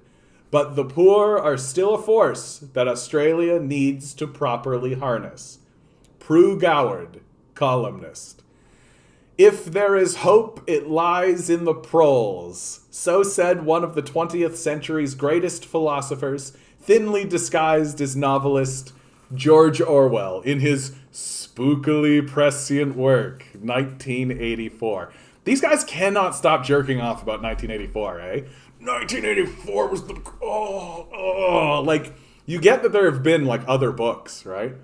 I believe my lifelong fascination with the underclass began when I pondered that Declaration of Independence against a futuristic form of government oppression, which has turned out not to be so futuristic. As a shopkeeper's daughter, I understood poor people. They obeyed the law, worked hard, sent their kids to the same primary schools I attended, and were equally ambitious for their children. But the underclass, small as it was then, behaved differently. Like the stoats and weasels of the wild wood in The Wind in the Willows, yet another English children's book on the topic of class, they rejected the rules and lived by their own. I mean, they've been abandoned, so... They were to be feared, and were, to use my mother's own words, not very nice, like abandoned people are. It took Orwell to turn the noble Marxist proletariat into the proles. Since the 1950s, there's been remarkable growth in the number of proles because they're being abandoned by a system of abandonment. The welfare state is not entirely to blame, as the world of Dickens attests. I gotta read that line again, just so that you see how fucking annoying it is. The welfare state is not entirely to blame. So it's somewhat to blame, right? Like that the welfare state is a problem. That these people we've abandoned would be happier if we just abandoned them more. Liberalism. Government agencies view them with alarm as huge cost centers. They are overrepresented in their use of government crisis services and are always the last to give up smoking, get their shots, and eat 2 servings of vegetables a day. Guys, people who have been completely abandoned, right, have been discarded into the streets, require effort. Whoa.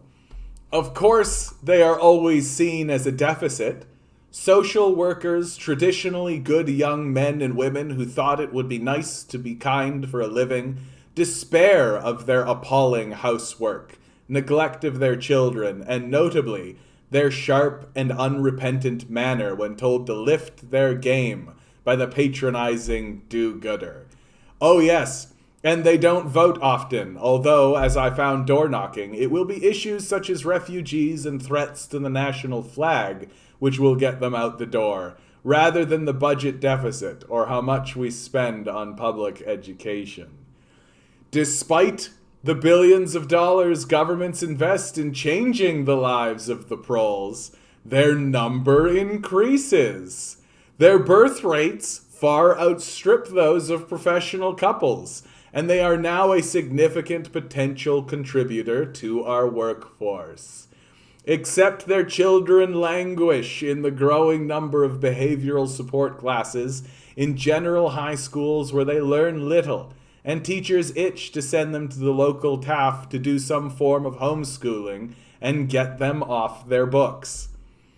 Once graduated with a basic studies completion certificate and little else, their prospects are not great.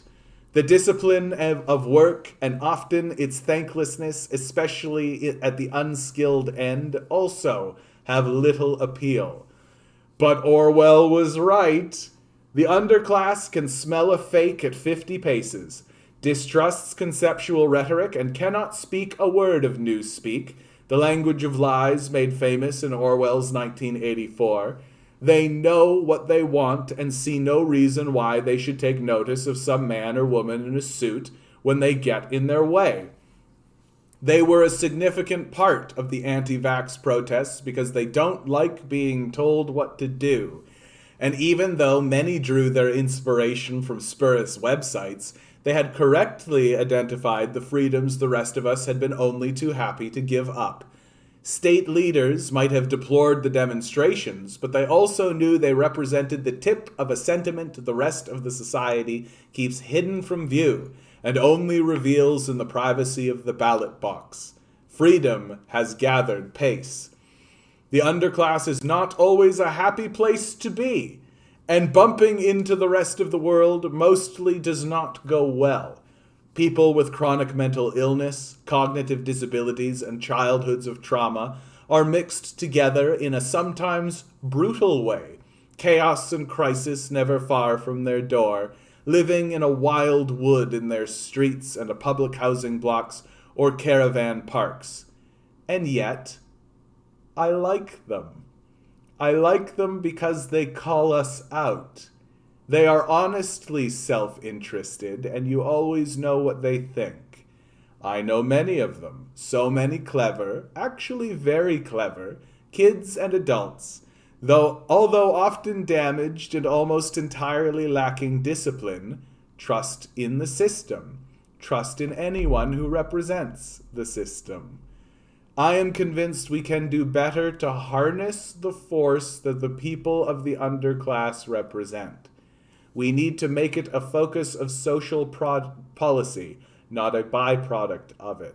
We have little choice, or we will continue to import our workforce and in growing numbers as risk management parenting forces the birth rate lower.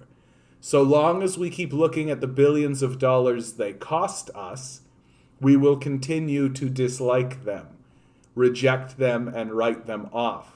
Yet, in an age where cultural hegemony is now as strong as it was 70 years ago, only different, never have we needed them more to challenge modern meekism. The child who cried, "Look at the king," in the emperor's new clothes, was surely a member of the underclass. Yikes, right? Like liberals, dude. Liberals. Holy shit. Let's see what you guys are saying about this, because okay. Accents. You might not like what someone has to say, but you like to hear them saying it. Yeah, isn't that the truth? That's like the British Empire to a T, right? Just have a British man say something incredibly stupid, and everybody will be like, "Oh yeah, it's such a good point." There's actually a great episode of American Dad that talked exactly about this, where one of them was a friend with a British man, and the British man kept saying to do really stupid things, and they all just kept going along with it because he was British. And they were all like, it sounds like such a good idea. Yeah, either that or Harry Potter. The faces. OMG, I'm gonna blow. I'm losing brain cells listening to this, and I don't have many to spare. Sorry, Bumble. A shot of Russiagate and then a shot of this. No chaser.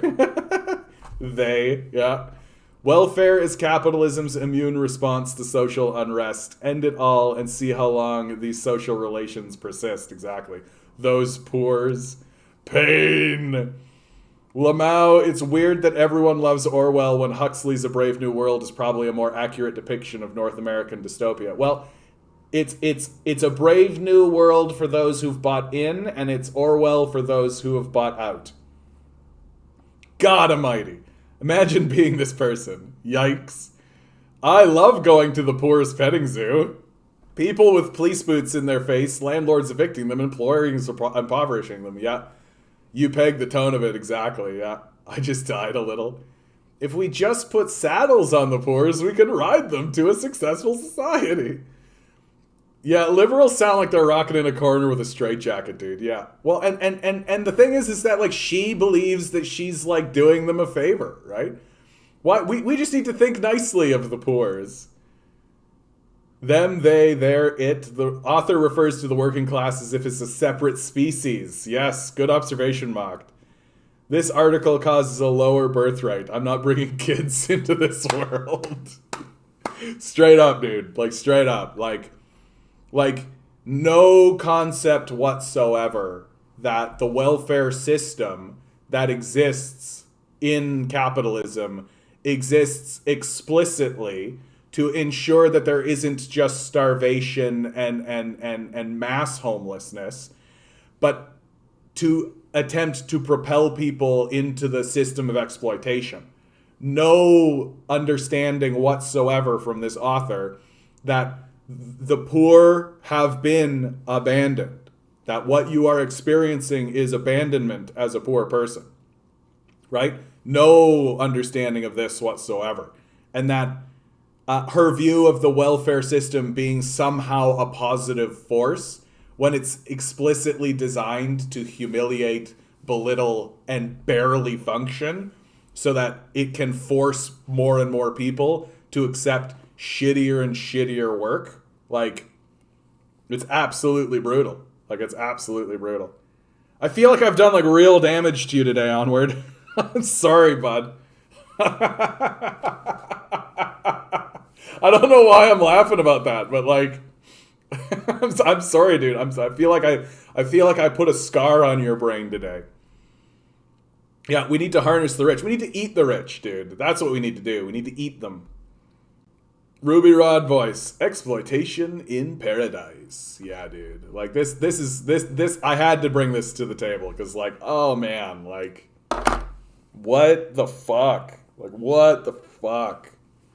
Like, what the fuck? Jeez Louise.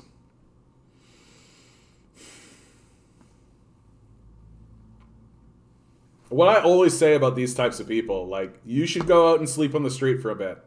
Go actually interact with the welfare system that you venerate, right?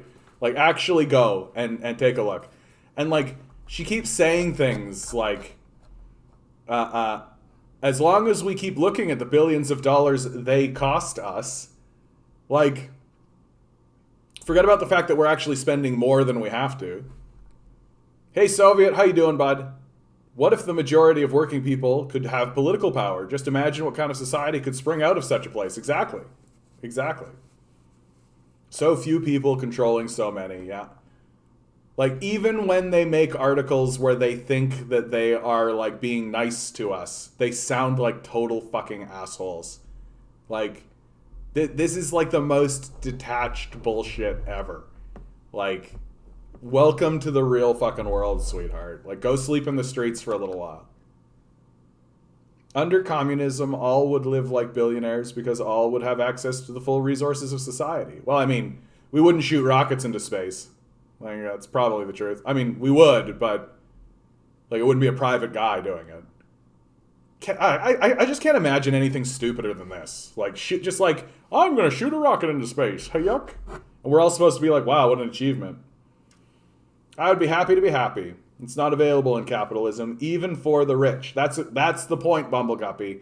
The capitalist system victimizes everyone, even the people who are supposed to be the beneficiaries, right? That this is the rich. Like, here she is. Prue Goward is the rich. And even when she's like attempting to be sympathetic towards the poor, you see how detached and ridiculous they end up sounding. Like, this woman sounds fucking ridiculous. Like, if I had a conversation with this woman, I would just straight up be like, go live in the street for a bit, lady. Like, go use that welfare system that you seem to think is any good. Yeah, what was that line about we need to import workers because poor people are so... I don't know if it was lazy, but it was like... But that's the heart of the piece, is that the only reason to treat the poor with respect is so that we can exploit them for their labor, right? Like, that's the whole point of the piece. We should treat the poor better so that we can exploit them more efficiently for their labor. Wow. I'm feeling kind of shitty, but I've been feeling better every day the past few days. Every day I seem to be feeling better. I'm glad to hear that, Soviet. I'm glad to hear that, dude. You could argue the rich have the vibrating nerves that puke endorphins in their brains, but that's not happiness. Yeah. The billions they cost us should be corrected to the billions we extract from them. Yeah. Absolutely cartoonish. They're damaged, bless their hearts. Yeah. And who's damaging them? Like, what's damaging them? Right? Like, the way she talks about how, like, poor people, as if, like, poor people, like, grow out of the ground. Right? As if they just, like, sort of are sprinkled down by Jesus Christ or something. As if they're not part of the system of exploitation. That they've been abandoned. Right? Thanks, Canadian. I appreciate your care for people in general. Well, thank you, Soviet. I appreciate that, bud. I hope you're doing well. Like, there's such a small amount of kindness in this society, man. And, like... if I could send any of that into the world at all. Although in this particular case, I must admit a certain amount of Schadenfreude for hurting onward so much. Just a little. Yeah, they didn't realize we were seeds. Exactly. Like, and just like so much stereotypical garbage. It's tough, but I'm trying to do my best too. Yeah. I'm glad to hear that, bud. It's tough. It's tough. Breathe deep. They're really eaching by shooting Shatner into space. They really tried to make that a thing. Yeah, they did, dude. They really want to make this whole thing cool, is what it is. They want the populace. They think the populace is going to have like a big turnaround moment, and suddenly we'll be like, wow, it's so cool that private individuals are shooting people into space. Isn't that cool? Like, stop trying to make billionaires in space a thing. It's never going to be a thing. Well, and in my view, it's a complete cover. Can I be straight about my actual opinion about this is that it's all a cover for the militarization of space, right? Like, they don't give a fuck about Mars bases and get to Mars and all that shit. They don't care. It's just a cover for the militarization of space. Like, that's what they're doing. Like, they're having Jeff Bezos shoot rockets, and they're having Branson shoot rockets, and shooting Shatner and all that kind of stuff, so that people won't be like, hey, why is the United States military constantly shooting rockets into space? Yeah, so much cover. Who really cares? I despise these PR billionaire events. It's a total cover. Yeah. Like, and that kind of shit's going to get really obvious, man. Like, I think about, like, imagine another, like, Occupy Wall Street moment where there's, like, hundreds of thousands, if not millions of people, like, occupying the streets. And, like, one of these Amazon-style blimps floats by and just, like, drones start spitting out of it. And, like, the robot dogs, right? Can they start staying up in space? Yeah. Yeah, and a good night to you, Mocked. It is that time, guys. It is that time. Always remember, guys, as always, you are divine beings living in divine energy. Don't let these fucking billionaires convince you of anything else. Good luck. We're going to need it.